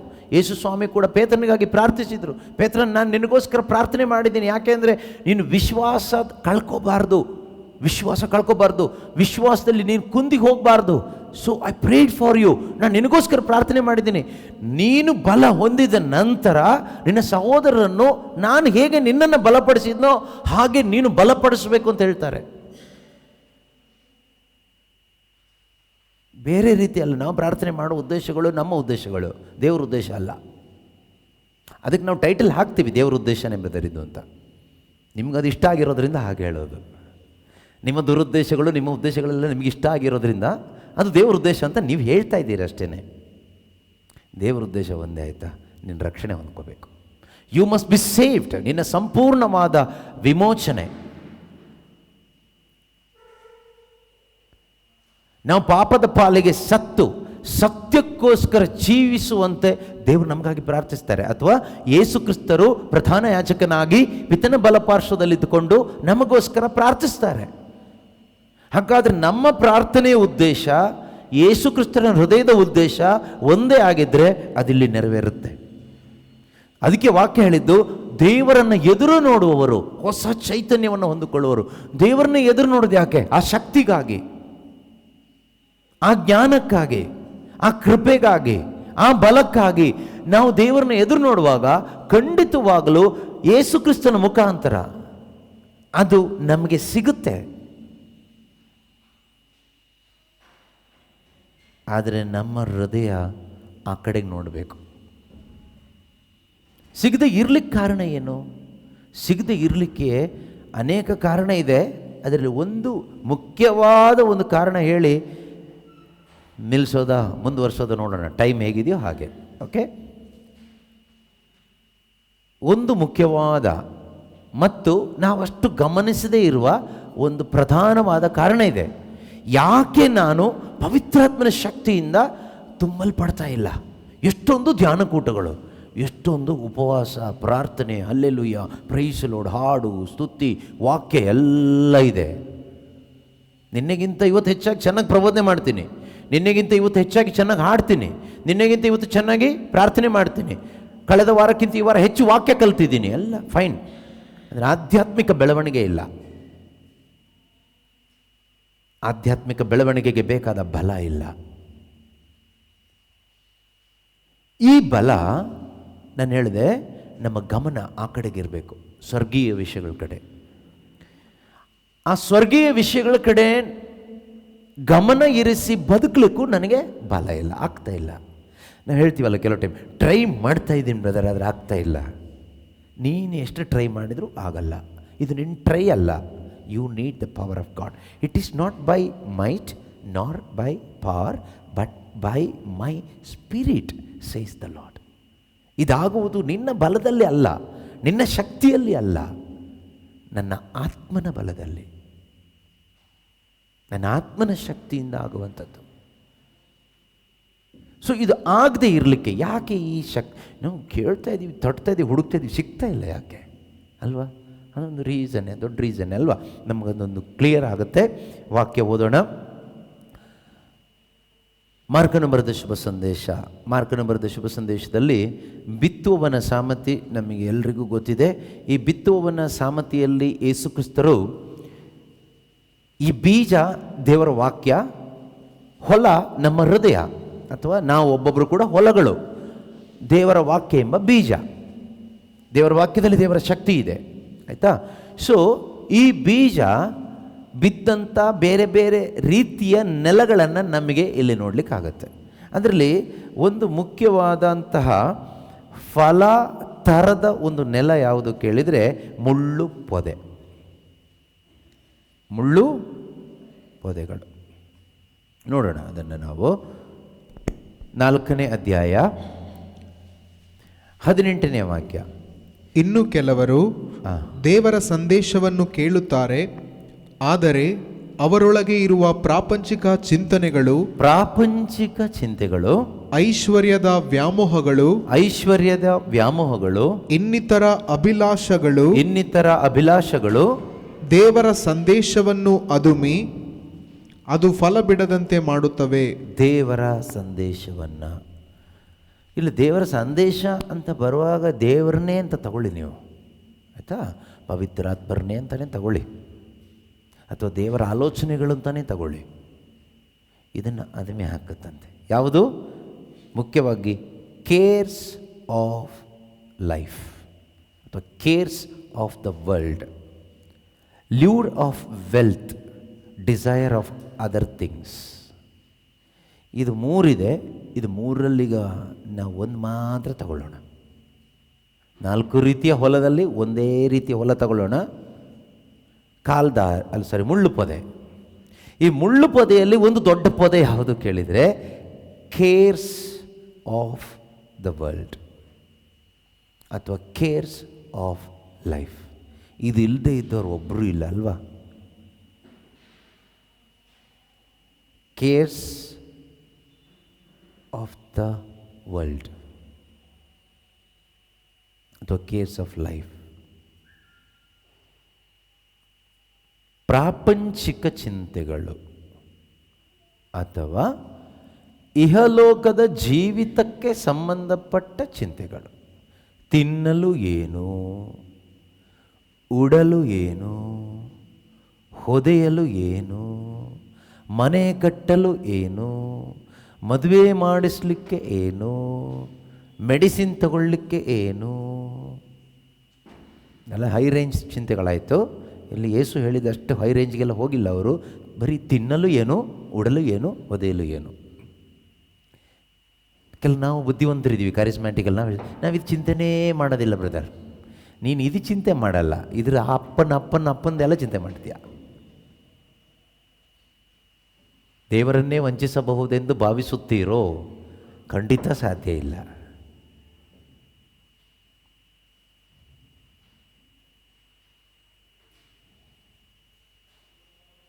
ಊಟಕ್ಕಿಂತ ಉಡುಪು ಮಿಗಿಲಾದದ್ದಲ್ಲದೆ ಅಲ್ಲ, ಊಟಕ್ಕಿಂತ ದೇಹ ಅಲ್ವಾ? ಊಟಕ್ಕಿಂತ ದೇಹನ ಯೇಸು ಹೇಳ್ತಾರಲ್ವ.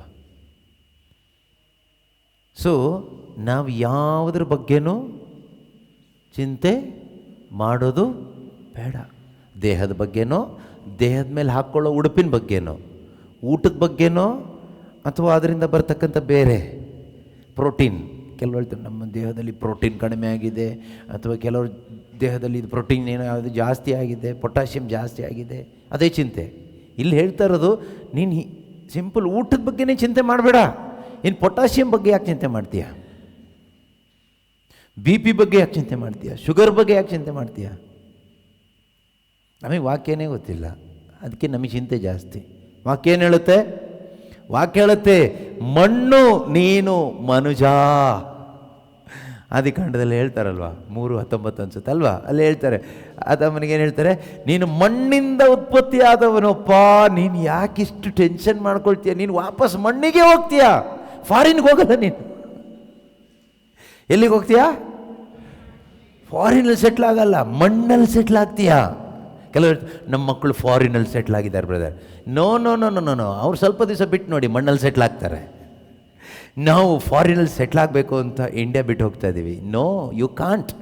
You will settle in dust. Dust you will settle in dust. ಶಾಪ ಅಲ್ಲ, ದೇವ್ರ ವಾಕ್ಯ ಹೇಳ್ತಾರದು ಆ ಥರ. ಇದು ಆದಾಮನಿಗೆ ಕೊಟ್ಟು ಶಾಪ ಅಂತೆಲ್ಲ ತಗೋಬೇಡಿ. ನಮ್ಗೆ ಅದೇ ಆಸೆ ಅಲ್ವಾ, ಸೆಟ್ಲ್ ಆಗಬೇಕು, ಸೆಟ್ಲ್ ಆಗಬೇಕು, ಸೆಟ್ಲ್ ಆಗಬೇಕು. ಅದು ಕರೆಕ್ಟಾ ವಾಕ್ಯ? 3:19 ಯಾಕೆ ಓದಿಲ್ಲ ಮತ್ತೆ ಯಾರು? ಇಷ್ಟ ಆಗ್ತಾ ಇಲ್ವೇನೋ ಓದಲಿಕ್ಕೆ? ಹಾಂ, ನೀನು ಉತ್ಪತ್ತಿಯಾದ ಮಣ್ಣಿಗೆ ಮರಳಿ ಸೇರುವ ತನಕ. ಹಾಂ ಹಾಂ, ಎಲ್ಲಿಂದ ಬಂದವನು ನೀನು? ಸ್ವರ್ಗದಿಂದ ಬಂದಿಲ್ಲ ನೀವು ಯಾರು.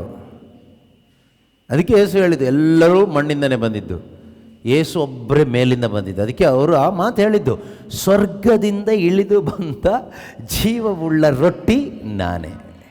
I am the bread came down from above heaven. ಮಿಕ್ಕವರೆಲ್ಲರೂ ಬಂದಿದ್ದು ಎಲ್ಲಿಂದ?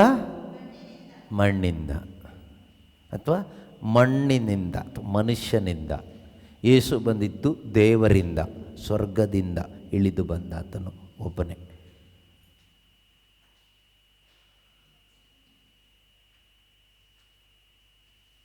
ಆ ಮೇಲಿಂದ ಬಂದಿದ್ದರಿಂದನೇ ಅವರಿಗೆ ಈ ಮಣ್ಣಿನ ಆಕರ್ಷಣೆಗೆ ಸಿಕ್ಕಾಕೊಳ್ಳಿಲ್ಲ ಯೇಸು ಕ್ರಿಸ್ತರು. ನಾವು ಈ ಮಣ್ಣಿಂದ ಬಂದಿದ್ದರಿಂದ, ಕೆಳಗಿಂದ ಬಂದಿದ್ದರಿಂದ ಮೇಲ್ಗಡೆ ನಮ್ಮನ್ನು ಎಷ್ಟು ಎಳೆದ್ರೂ ಕೂಡ ನಮ್ಮ ಕುತ್ತಿಗೆ ಕೆಳಗಡೆಗೆ ಹೋಗುತ್ತೆ ಅಲ್ವಾ? ಅಷ್ಟೊಂದು ದಟ್ ಗ್ರಾವಿಟೇಷನಲ್ ಪವರ್, ಆಕರ್ಷಣಾ ಶಕ್ತಿ ಅಷ್ಟೊಂದಿದೆ ಅಲ್ವಾ? ಅದು ಈ ಮಣ್ಣಲ್ಲಿದೆ. ಇದು ಮಣ್ಣಲ್ವಾ? ಈ ಮಣ್ಣಿಗೂ ತುಂಬ ಲಿಂಕ್ ಇದೆ. ಏನಂತ ಓದಿದ್ರಿ? ಮಣ್ಣಿನಿಂದಲೇ ಬಂದವನು ನೀನು, ಮರಳಿ ಮಣ್ಣಿಗೆ ಸೇರತಕ್ಕವನು. ಮಣ್ಣಿಂದ ಬಂದೆ ಮಣ್ಣಿಗೆ ಹೋಗ್ತೀಯ. ನೀನು ಎಲ್ಲಿಂದ ಬಂದೆಯೋ ಅಲ್ಲೇ ಸೆಟ್ಲ್ ಆಗೋದು. ಆದರೆ ಸ್ವರ್ಗದಿಂದ ಬಂದ ಆತನು ಯೇಸು ಕ್ರಿಸ್ತರು, ಆ ಸ್ವರ್ಗದಿಂದ ಬಂದಾತನಲ್ಲಿ ಯಾರೆಲ್ಲ ನಂಬಿಕೆ ಇಟ್ಟಿದ್ದಾರೋ, ಆ ನಂಬಿಕೆಯ ಫಲವಾಗಿ ಯಾರೆಲ್ಲ ಹೊಸ ಒಂದು ಜನ್ಮವನ್ನು ಪಡೆದಿದ್ದಾರೋ, ಮೇಲಿನಿಂದ ಒಂದು ಜನ್ಮವನ್ನು ಪಡೆದಿದ್ದಾರೋ, ಅವರು ಮೇಲೆ ಸೆಟ್ಲ್ ಆಗ್ತಾರೆ. Those are born from above they will settle above one day. ಯಾರು ಸ್ವರ್ಗದಿಂದ ಇಳಿದು ಬಂದ ದೇವರ ಪುತ್ರನ ಆತ್ಮವನ್ನು ಸ್ವೀಕರಿಸಿಕೊಂಡಿದ್ದಾರೋ, ಬೈಬಲ್ ಹೇಳುತ್ತಲ್ವ, ಕೊರಿಂಥದವರಿಗೆ ಬರೆದ ಪತ್ರಿಕೆ, ಮಣ್ಣಿನಿಂದ ಬಂದಾತನ ರೂಪವನ್ನು ನಾವು ಪಡೆದುಕೊಂಡಿರುವ ಹಾಗೇನೇ ಸ್ವರ್ಗದಿಂದ ಬಂದ ಆತನ ರೂಪವನ್ನು ಕೂಡ ನಾವು ಧರಿಸ್ತೀವಿ. ಅಥವಾ ಮಣ್ಣಿನಿಂದ ಬಂದಾತನ ದೇಹವನ್ನು ನಾವು ಧರಿಸಿಕೊಂಡಿರುವ ಹಾಗೆ ಸ್ವರ್ಗದಿಂದ ಬಂದ ಆತನ ಒಂದು ಸ್ವರ್ಗೀಯ ದೇಹವನ್ನು ಕೂಡ ನಾವು ಒಂದು ದಿನ ಧರಿಸ್ಕೊಳ್ತೀವಿ.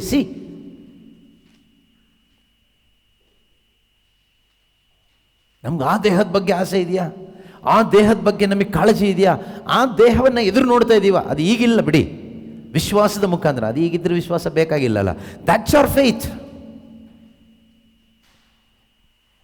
ನಮ್ಮ ವಿಶ್ವಾಸ ಅದೇ. ನಾವು ಅದನ್ನೇ ಎದುರು ನೋಡ್ತಾ ಇದ್ದೀವಿ. ಈ ಒಂದು ವಿಶ್ವಾಸದಲ್ಲಿ ಈ ಒಂದು ಹೊಸ ಶರೀರವನ್ನು ಎದುರು ನೋಡ್ತಾ ಬದುಕುವವರ ಪರವಾಗಿ ಪ್ರಾರ್ಥನೆ ಮಾಡಲಿಕ್ಕೆ ಯೇಸು ಕ್ರಿಸ್ತರು ಸ್ವರ್ಗದಲ್ಲಿ ಇರೋದು. ಅದಲ್ಲದೆ ಬೇರೆಯವ್ರ ಪರವಾಗಿ ಅಲ್ಲ. ನೀವು ಬೇಜಾರೆಲ್ಲ ಮಾಡಿಕೊಂಡ್ರು ಪರವಾಗಿಲ್ಲ, ಬೇಜಾರು ಮಾಡ್ಕೋಬೇಡಿ. ನೀವು ಯೋಚನೆ, ನನ್ನ ಪರವಾಗಿ ಯೇಸು ಪ್ರಾರ್ಥಿಸ್ತಾರೆ ಸ್ವರ್ಗದಲ್ಲಿ ಅಂತ. ನೀನು ಯೇಸು ಕ್ರಿಸ್ತನನ್ನು ಎದುರು ನೋಡ್ತಾ ಬದುಕೋದಾದರೆ, ದೇವರು ನನಗೆ ತೊಡಿಸುವಂಥ ಆ ಒಂದು ಹೊಸ ದೇಹವನ್ನು, ಆ ಸ್ವರ್ಗೀಯವಾದ ದೇಹವನ್ನು ಧರಿಸ್ಕೊಳ್ಳಲಿಕ್ಕೆ ನೀನು ತವಕ ಪಡ್ತಾ ಇರೋದೆ. I you truly groaning for that, to wear that new body. ಆ ಒಂದು ಹೊಸ ದೇಹವನ್ನು ಧರಿಸ್ಕೊಳ್ಳಿಕ್ಕೆ ನಮ್ಮೊಳಗಡೆ ಒಂದು ಹೋರಾಟ ಇದೆಯಾ? ನೋಡಿ, ಈ ಪ್ರಾಪಂಚಿಕ ವಿಷಯದಲ್ಲಿ ನಮ್ಮಲ್ಲಿ ಹೋರಾಟ ಇರುತ್ತೆ. ಮುಂದಿನ ವಾರ ಇದು ಆಗಲೇಬೇಕು, ಒಂದು ನರಳಾಟ ಅಲ್ವಾ? ಮನೆಯಲ್ಲಿ ಮಕ್ಕಳದ್ದು ಮದುವೆ ಏನಾದರೂ ಫಿಕ್ಸ್ ಆದರೆ, ಎಂಗೇಜ್ಮೆಂಟ್ ಆದಮೇಲೆ ಅಥವಾ ಮದುವೆ ಫಿಕ್ಸ್ ಆದಮೇಲೆ ಅಪ್ಪ ಅಮ್ಮನಿಗೊಂದು ನರಳಾಟ ಇರುತ್ತಾ? ಏನು ನರಳಾಟ ಇರುತ್ತೆ? ದೇವರಿದ್ದಾರೆ ಬಿಡು ಅಂತ ಹೇಳ್ಬಿಟ್ಟು ಯೇಸು ಸ್ವಾಮಿ ಥರ ದಿಂಬು ಸೈಡಿಗಿಡ್ರು ನಿದ್ದೆ ಮಾಡ್ತೀವ? ನಿದ್ದೆನೇ ಇಲ್ಲ. ಈ ಪ್ರೇಯರ್ ಗ್ರೂಪಲ್ಲಿದ್ದವ್ರು ಪ್ರೇಯರ್ಗೆ ಬರಲ್ಲ. ಇದೊಂದು ಆಗಿಬಿಡ್ಲಿ, ಆಮೇಲೆ ನಾನು ಫುಲ್ ಟೈಮ್ ಸಿಗ್ತೀನಿ, ಇದೊಂದು ಆಗಿಬಿಡ್ಲಿ, ಏನೋ ನೀನೇ ಮಾಡತ್ತಾರ ಅಲ್ವಾ, ಒಂದು ಆಗಿಬಿಡ್ಲಿ, ಇದೊಂದು ಮುಗಿಸ್ಬಿಟ್ಟು ಆಮೇಲೆ ಬರ್ತೀನಿ, ನಾನು ಬಿಟ್ಬಿಡ್ರಿ. ಈಗ ನಮ್ಮ ಟೀಮಲ್ಲೇ ಕೆಲವರು ಹೇಳ್ತಾರೆ, ಇದೊಂದು ಸ್ವಲ್ಪ ಎಕ್ಸ್ಕ್ಯೂಸ್ ಕೊಟ್ಬಿಡಿ, ಈಗ ತುಂಬ ಇದರಲ್ಲಿ ಬ್ಯುಸಿ ಇದ್ದೀನಿ ನಾನು, ಇದೊಂದು ಮಾಡಿ ಮುಗಿಸ್ಬಿಟ್ಟು. ಏನು ನರಳಾಟ? ಇದೇ ನರಳಾಟ, ಬೇರೆ ಟೈಮಿಗಿಲ್ಲ. ಆತ್ಮಿಕ ವಿಷಯದಲ್ಲಿ, ಆತ್ಮ ರಕ್ಷಣೆ ವಿಷಯದಲ್ಲಿ ಈ ನರಳಾಟ ಇಲ್ಲ. ಮಗಳಿಗೋ ಮಗನಿಗೋ ಮದುವೆ ಮಾಡಿಕೊಟ್ಟಾಯ್ತು, ಇನ್ನು ನರಳಾಟ ಇಲ್ಲ. ನರಳಾಟ ಮುಗಿದೋಯ್ತು, ಸಮಾಧಾನ ಆಯಿತು ಬ್ರದರ್, ದೇವರು ಅದ್ಭುತ ಮಾಡಿ ಮದುವೆ ಆಗೋಯ್ತು. ಯಾವ ದೇವರು? ನಿನ್ನ ದೇವರು ಅದಕ್ಕೆ ನೀನು ಬಿಟ್ಟಿದ್ದು ನಿನ್ನ ಅಪ್ಪ ಅಮ್ಮಗೆ. ನೀನು ನರಳಾಡಬೇಕು. ಯಾವುದಕ್ಕಾಗಿ? ನಿನ್ನ ಮಗ ಅಥವಾ ಮಗಳ ಆತ್ಮ ರಕ್ಷಣೆ ಆಗಲಿಕ್ಕೆ, ಅವರ ಒಳಗಡೆ ಪರಿಶುದ್ಧಾತ್ಮನ ಬರಲಿಕ್ಕೆ ಒಂದು ನರಳಾಟ ಬೇಕು. ಪ್ರೀತಿಯ ಸಹೋದರನೇ ಸಹೋದರಿಯೇ, ಇಂದು ಈ ನರಳಾಟ ಎಲ್ಲೂ ಇಲ್ಲ, ಆಯಿತಾ? ಯಾರಲ್ಲೂ ಇಲ್ಲ. ಪೌಲರು ಹೇಳ್ತಾರಲ್ವ, ಪೌಲರು ಒಬ್ಬ ದೇವರ ಸೇವಕನಾಗಿ ಅವ್ರು ಹೇಳ್ತಾರೆ, ನಿಮ್ಮಲ್ಲಿ ಕ್ರಿಸ್ತ ಯೇಸು ರೂಪುಗೊಳ್ಳುವ ತನಕ ನಾನು ಒಂದು ಪ್ರಸವ ವೇದನೆ ಅನುಭವಿಸ್ತಾ ಇದ್ದೇನೆ. ಯಾವ ರೀತಿ ಒಂದು ಪ್ರೆಗ್ನೆಂಟ್ ಲೇಡಿ ಡೆಲಿವರಿ ಆಗೋ ಟೈಮಲ್ಲಿ ಆ ಒಂದು ಲೇಬರ್ ಪೇಯ್ನ್ ಅನುಭವಿಸ್ತಾಳೋ, ಅದೇ ರೀತಿಯಲ್ಲಿ ನನ್ನ ಒಳಗಡೆ ಒಂದು ಲೇಬರ್ ಪೇಯ್ನ್ ಆಗ್ತಾ ಇದೆ ನಿಮ್ಮಲ್ಲಿ ಕ್ರಿಸ್ತ ಎಂಬ ಮಗು ಹುಟ್ಟುವ ತನಕ. ಯಾವ ಸಭಾಪಾಲಕರಲ್ಲಿ ಈ ಪೇಯ್ನ್ ಇದೆ ಇವತ್ತು? ಯಾವ ದೇವರ ಸೇವಕರಲ್ಲಿ ಈ ಪೇಯ್ನ್ ಇದೆ? ನಮ್ಮ Jesus the living word ministry ಎಂಬ ಈ ಸಭೆಯ ಒಳಗಡೆ ಆ ಪೇಯ್ನ್ ಇದೆಯಾ? ಅಥವಾ ನಾನು ಹಾಡಬೇಕು, ನನಗೆ ಹಾಡಕ್ಕೆ ಕೊಟ್ಟಿಲ್ಲ, ಇವತ್ತು ಅವ್ರಿಗೆ ಪ್ರೈಸ್ ಆ್ಯಂಡ್ ವರ್ಷಿಪ್ ಕೊಟ್ಟರು, ನನಗೆ ಕೊಟ್ಟಿಲ್ಲ, ಅವ್ರು ಬರೀ ಅವರೇ ಬೋಧನೆ ಮಾಡ್ತಾರೆ, ನಮಗೆ ಯಾಕೆ ಕೊಡೋದಿಲ್ಲ?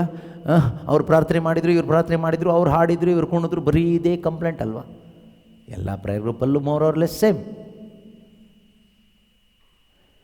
ಕ್ರಿಸ್ತ ಯೇಸು ಇಲ್ಲಿ ಪ್ರಾರ್ಥನೆಗೆ ಬಂದಂಥ ಒಬ್ಬನಲ್ಲಿ ಯೇಸು ರೂಪುಗೊಳ್ಬೇಕು, ಈ ಒಂದು ಬರ್ಡನ್ ಇದೆಯಾ?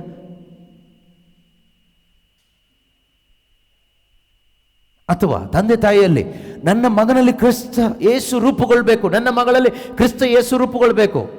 ಈ ಕರಿಸ್ಮ್ಯಾಟಿಕಲ್ಲಿರೋ ಪೇರೆಂಟ್ಸ್ ಎಲ್ಲ ಆಸೆ ಏನು ಗೊತ್ತಾ? ನನ್ನ ಮಗ ಹಾಡಬೇಕು, ನನ್ನ ಮಗಳು ಕೀಬೋರ್ಡ್ ಪ್ಲೇ ಮಾಡಬೇಕು ಚೆನ್ನಾಗಿ, ಅವನಿಗಿಂತ ಹೆಚ್ಚಾಗಿ ಇವನು, ಇವಳಿಗಿಂತ ಹೆಚ್ಚಾಗಿ ಅವಳು ಕೀಬೋರ್ಡ್ ಪ್ಲೇ ಮಾಡಬೇಕು, ನನ್ನ ಮಗನು ಸ್ಟೇಜ್ ಮೇಲೆ ಕುಣಿಬೇಕು ಬ್ರದರ್. ಕೆಲವು ಯೂತ್ ಮಕ್ಕಳೆಲ್ಲ ಸ್ಟೇಜ್ ಮೇಲೆ ಡ್ಯಾನ್ಸ್ ಮಾಡುವಾಗ ನನಗೂ ಅನಿಸುತ್ತೆ ನನ್ನ ಮಗನೂ ಡ್ಯಾನ್ಸ್ ಮಾಡಬೇಕು ಅಂತ. ಯಾವುದಾದ್ರು ಡ್ಯಾನ್ಸಿಂಗ್ ಕೋರ್ಸಿಗೆ ಸೇರಿಸು, ಅಲ್ಲಿ ಡ್ಯಾನ್ಸ್ ಮಾಡ್ತಾನೆ. ಸಿನಿಮಾ ಕೋರ್ಸು, ಡ್ಯಾನ್ಸ್ ಕೋರ್ಸ್ ಎಲ್ಲ ಇದೆಯಲ್ಲ, ಅಲ್ಲಿ ಸೇರಿಸಲಿ.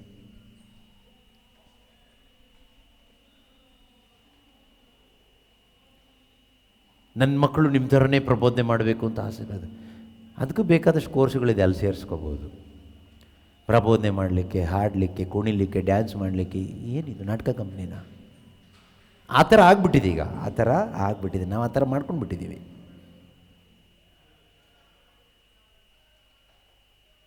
ನಮ್ಮೊಳಗಡೆ ಈ ಭಾರ ಇಲ್ಲ. ಯಾವ ಭಾರ?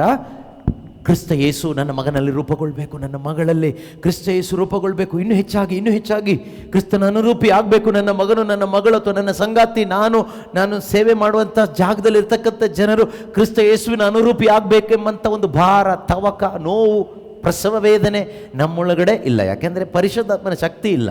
There is no power inside. ಒಳಗಡೆ ಈ ಶಕ್ತಿ ಇಲ್ಲ.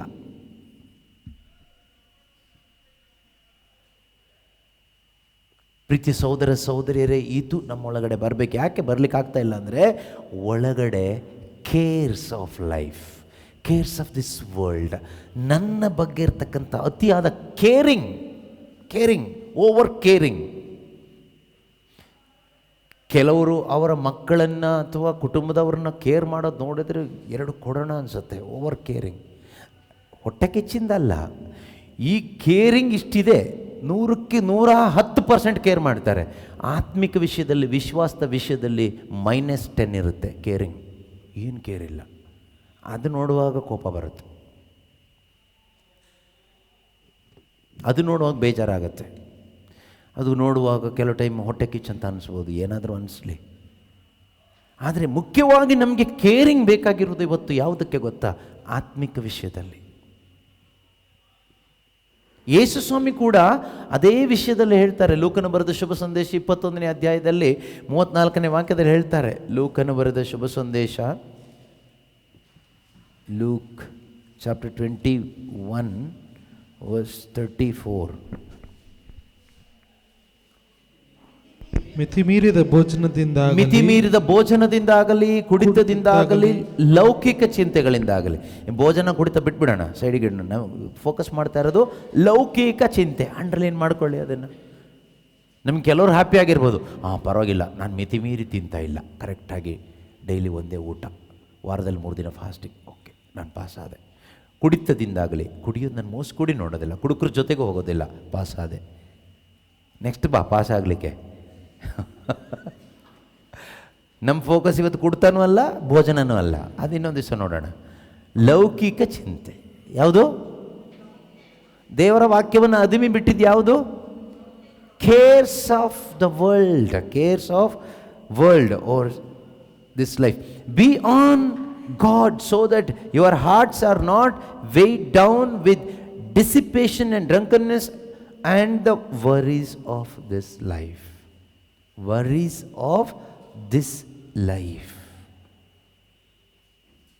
ಜಾಗರೂಕರಾಗಿರಿ ಅಂತ ಹೇಳ್ತಾರೆ. ಜಾಗರೂಕರಾಗಿರಿ. ನಿಮ್ಮ ಹೃದಯ ಇದರಿಂದ ಭಾರಗೊಳ್ಬಾರ್ದು. ನಮ್ಮ ಹೃದಯದಲ್ಲಿ ಲೋಕದ ವಿಷಯವಾಗಿ ಒಂದು ಭಾರ ಬರಬಾರ್ದು.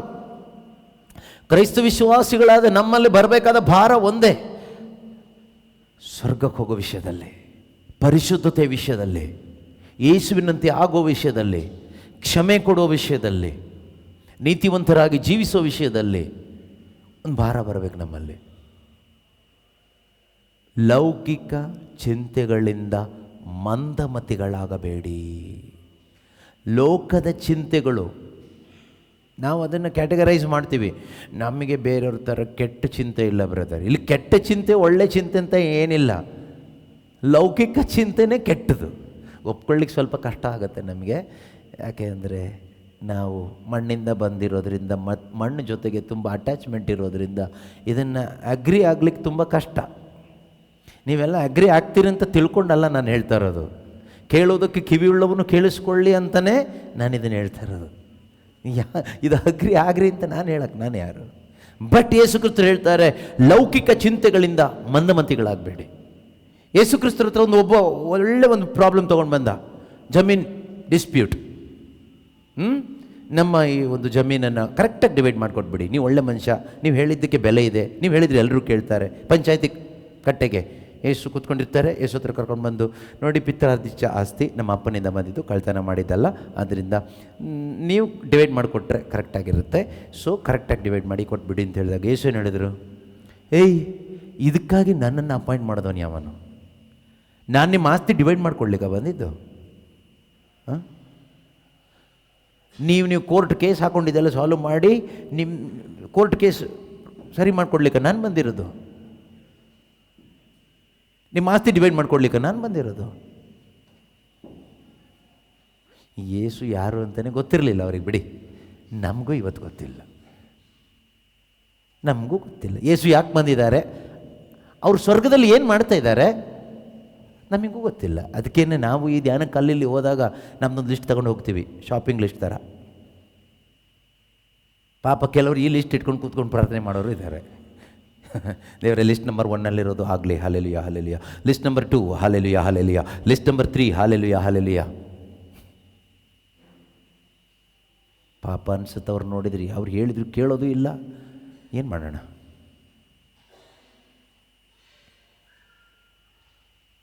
ನಮ್ಮಲ್ಲೂ ಇದ್ದೀವಿ, ನಮ್ಮಲ್ಲಿ 50-50 ಒಂಥರ.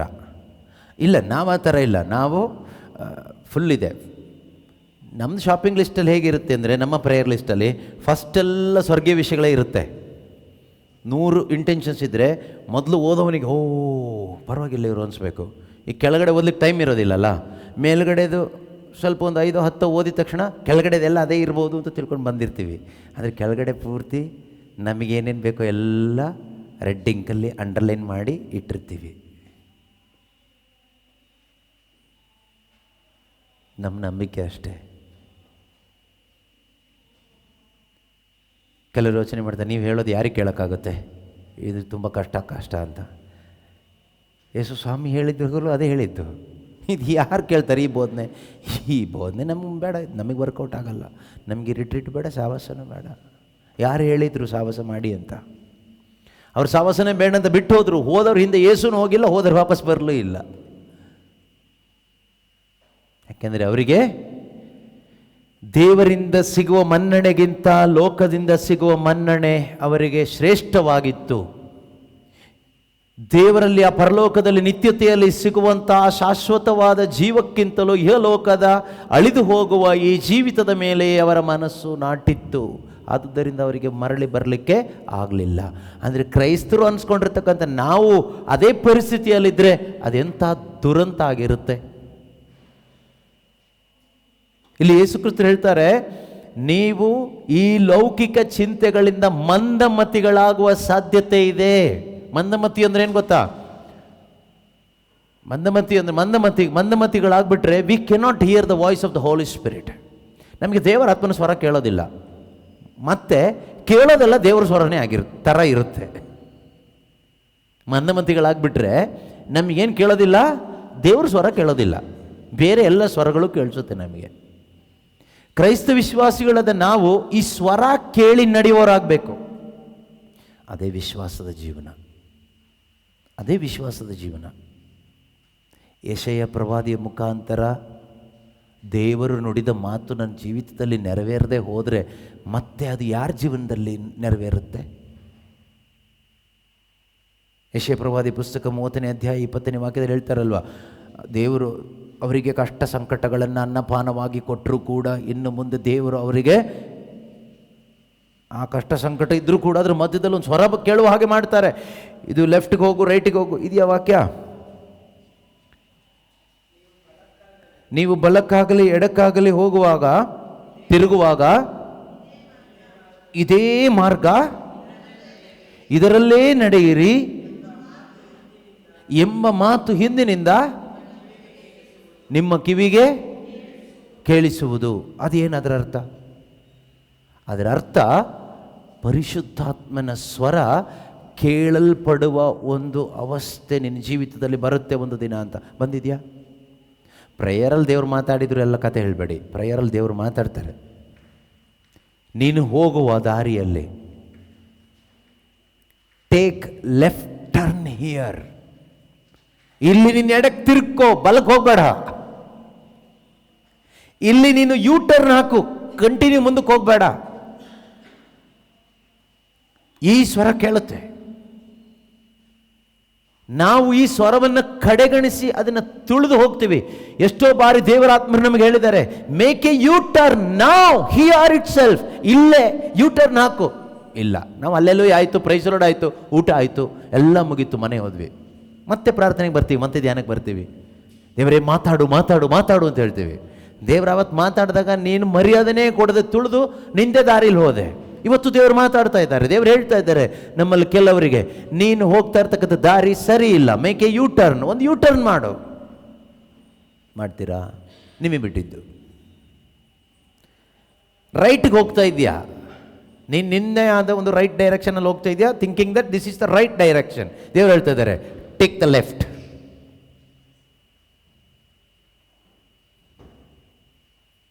Left turn. ಒಂದು ಸ್ವರ ಕೇಳಲ್ಪಡ್ತದೆ. ಯಾಕೆ ಕೇಳಿಸ್ತಾ ಇಲ್ಲ ಅಂದರೆ ನಾವು ಮಂದಮತಿಗಳಾಗ್ಬಿಟ್ಟಿದ್ದೀವಿ. ಒಳಗಡೆ ಸ್ವರನೂ ಕೇಳ್ತಾ ಇಲ್ಲ, ಹೊರಗಡೆ ಇಲ್ಲಿ ಬಾಯಿ ಬಡ್ಕೊಂಡ್ರೆ ಅದು ಕೇಳ್ತಾ ಇಲ್ಲ. ಬಿಡು. C the danger of our heart, the dangerous condition of our heart. ನಮ್ಮ ಹೃದಯ ಎಷ್ಟು ಡೇಂಜರ್ ಕಂಡೀಷನಲ್ಲಿದೆ ಅಂದರೆ, ಒಳಗಡೆಯಿಂದನೂ ಸರಿಯಾಗಿ ದೈವ ಸ್ವರ ಕೇಳಲ್ಪಡ್ತಾ ಇಲ್ಲ, ಹೊರಗಡೆಯಿಂದ ಬಂದ ದೈವ ಸ್ವರಕ್ಕೂ ಬೆಲೆ ಕೊಡಲಿಕ್ಕಾಗ್ತಾ ಇಲ್ಲ. Such a horrible condition. ಮಂದಮತಿಗಳಾಗಿ ಬದುಕ್ತಾ ಇದ್ದೀವಿ. ಕರಿಸ್ಮ್ಯಾಟಿಕಲ್ ಇದ್ದೀವಿ. ಹಲ್ಲೆಲೂಯಾ, ಪ್ರೈಸ್ ಲಾರ್ಡ್, ಹಾಡು ಸ್ತುತಿ ಎಲ್ಲ ಚೆನ್ನಾಗಿದೆ. ಆದರೆ ಸ್ವರ್ಗೀಯ ವಿಷಯಗಳ ಕಡೆ ಗಮನ ಕೊಟ್ಟು ದೇವರು ವಾಗ್ದಾನ ಮಾಡಿದಂಥ ಆ ಹೊಸ ಬಲ, ಹೊಸ ಚೈತನ್ಯ ಹೊಂದ್ಕೊಳ್ಳಿಕ್ಕೆ, ಆ ಒಂದು ಹೊಸ ಬಲದಲ್ಲಿ ಮುಂದಕ್ಕೆ ಹೋಗಲಿಕ್ಕೆ ನಮಗೆ ಸಾಧ್ಯ ಆಗ್ತಾ ಇದೆಯಾ ಇವತ್ತು? ಪ್ರೀತಿಯ ಸಹೋದರ ಸಹೋದರಿಯರೇ, ಈ ಒಂದು ಧ್ಯಾನ ಮುಗಿಸಿ ಹೋದ್ಮೇಲೆ ಸ್ವಲ್ಪ ಮಟ್ಟಿಗೆ ಆಗಿದ್ರು, 1% ಆದರೂ, ಒಂದು ಸ್ಟೆಪ್ ಆದರೂ ಮುಂದಕ್ಕೆ ಗ್ರೋ ಆಗಲಿಕ್ಕೆ ನಮಗೆ ಆಗಬೇಕು. We should grow at least 1 step, 1 point. ನಿನ್ನೆಗಿಂತ ಇವತ್ತು 1 ಪಾಯಿಂಟ್ ಆದರೂ ನಮಗೆ ಆಧ್ಯಾತ್ಮಿಕವಾಗಿ ಬೆಳೀಲಿಕ್ಕೆ ಆಗಬೇಕು. ಆಗದೇ ಇದ್ದರೆ ನೀವು ಬಂದಿದ್ದು ವೇಸ್ಟ್ ಆಯಿತು. ಅದಾಗದೇ ಇದ್ದರೆ ಬಂದಿದ್ದು ವೇಸ್ಟ್ ಆಯಿತು. ಮತ್ತೆ ಹೇಳ್ತೀನಿ, ಹುಡುಕುವವನಿಗೆ ಸಿಗುತ್ತೆ, ತಟ್ಟುವವನಿಗೆ ತೆರೆಯಲಾಗ್ತದೆ, ಕೇಳುವವನಿಗೆ ಕೊಡಲಾಗ್ತದೆ. ದೇವರ ವಾಗ್ದಾನ ಇದೆ. ಅದು ಅಳಿದು ಹೋಗುವಂಥದ್ದಲ್ಲ. ಅವರ ಆತ್ಮ, ಆ ಪವಿತ್ರಾತ್ಮ ಶಕ್ತಿಯಿಂದ ನಮ್ಮನ್ನು ತುಂಬಿಸ್ತಾರೆ. ಆಗ ನಾವು ಹಾರ್ತೀವಿ, ರೆಕ್ಕೆ ಚಾಚಿದ ಹದ್ದುಗಳಂತೆ. ಆಗ ನಮಗೆ ಹಾರಲಿಕ್ಕಾಗ್ತದೆ. ಆ ರೀತಿ ನಮಗೆ ಉನ್ನತ ಮಟ್ಟದ ಒಂದು ಜೀವನವನ್ನು ಜೀವಿಸಲಿಕ್ಕಾಗ್ತದೆ. ಕೀಳುಮಟ್ಟದ ಜೀವನ ಯಾವುದು? ಕೀಳುಮಟ್ಟದ ಜೀವನ ಯಾವುದು ಕೇಳಿದರೆ, ಈ ಲೋಕದ ಚಿಂತೆಯಲ್ಲಿ ಬದುಕುವ ಜೀವನವೇ ಕೀಳುಮಟ್ಟದ ಜೀವನ. ತಿನ್ನಲು ಏನು, ಉಡಲು ಏನು, ಒದೆಯಲು ಏನು, ನಾಳೆ ಏನು, ನಾಡಿದ್ದೇನು, ಮುಂದಿನ ವಾರ ಏನು, ಮುಂದಿನ ತಿಂಗಳು ಏನು, ಇದೇ ಲೋಕದ ಚಿಂತೆ. CARES of this life, CARES of this body, CARES CARES CARES, ತುಂಬ ಕೇರ್, ಓವರ್ ಕೇರಿಂಗ್ ಅಂತೀವಲ್ವ. ಆವಾಗ ನಮಗೆ ಓವರ್ ಕೇರ್ ಇರೋದ್ರಿಂದ ಒಂದು ಪ್ರಶ್ನೆ ಬರುತ್ತೆ, ಹಾಗಾದ್ರೆ ನಮ್ಮ ಬಗ್ಗೆ ನಾವು ಕೇರ್ ಮಾಡಬಾರ್ದಾ? ನಮ್ಮ ಫ್ಯೂಚರ್ ಬಗ್ಗೆ ಕೇರ್ ಮಾಡಬಾರ್ದಾ? ನಮ್ಮ ಮಕ್ಕಳ ಬಗ್ಗೆ ಕೇರ್ ಮಾಡಬಾರ್ದಾ? ಫ್ಯಾಮಿಲಿ ಮೆಂಬರ್ಸ್ ಬಗ್ಗೆ ಕೇರ್ ಮಾಡಬಾರ್ದಾ? ಯಾರು ಹೇಳಿದ್ರು ಮಾಡಬೇಡಿ ಅಂತ? ಯಾರಾದರೂ ಮಾಡಬೇಡಿ ಅಂದ್ರ? ನೀವು ಮಾಡಿದರೆ ಮಂದಮತಿಗಳಾಗ್ತೀರಿ ಅಂತ ವಾಕ್ಯ ಹೇಳಿರೋದು. ಮಾಡಿ ಏನು ಮಾಡ್ತೀರಾ ಹೇಳಿ? ನೀವು ಕೇರ್ ಮಾಡಿ ಮಾಡಿ ಮಾಡಿ ಮಾಡಿ ತುಂಬ ಕಷ್ಟಪಟ್ಟು ಕೇರ್ ಇರೋದ್ರಿಂದನೇ ಅಲ್ವಾ ಪ್ರಾರ್ಥನೆ ಮಾಡಿದ್ದು, ಉಪವಾಸ ಮಾಡಿದ್ದೆ ಅಲ್ವಾ? ಮಾಡಿದಿರಿ. ಮಾಡಿ ಆದಮೇಲೆ ವಾಕ್ಯ ಮುಂದೆ ಏನು ಹೇಳುತ್ತೆ? 35ನೇ ವಾಕ್ಯ ಏನು ಹೇಳುತ್ತೆ?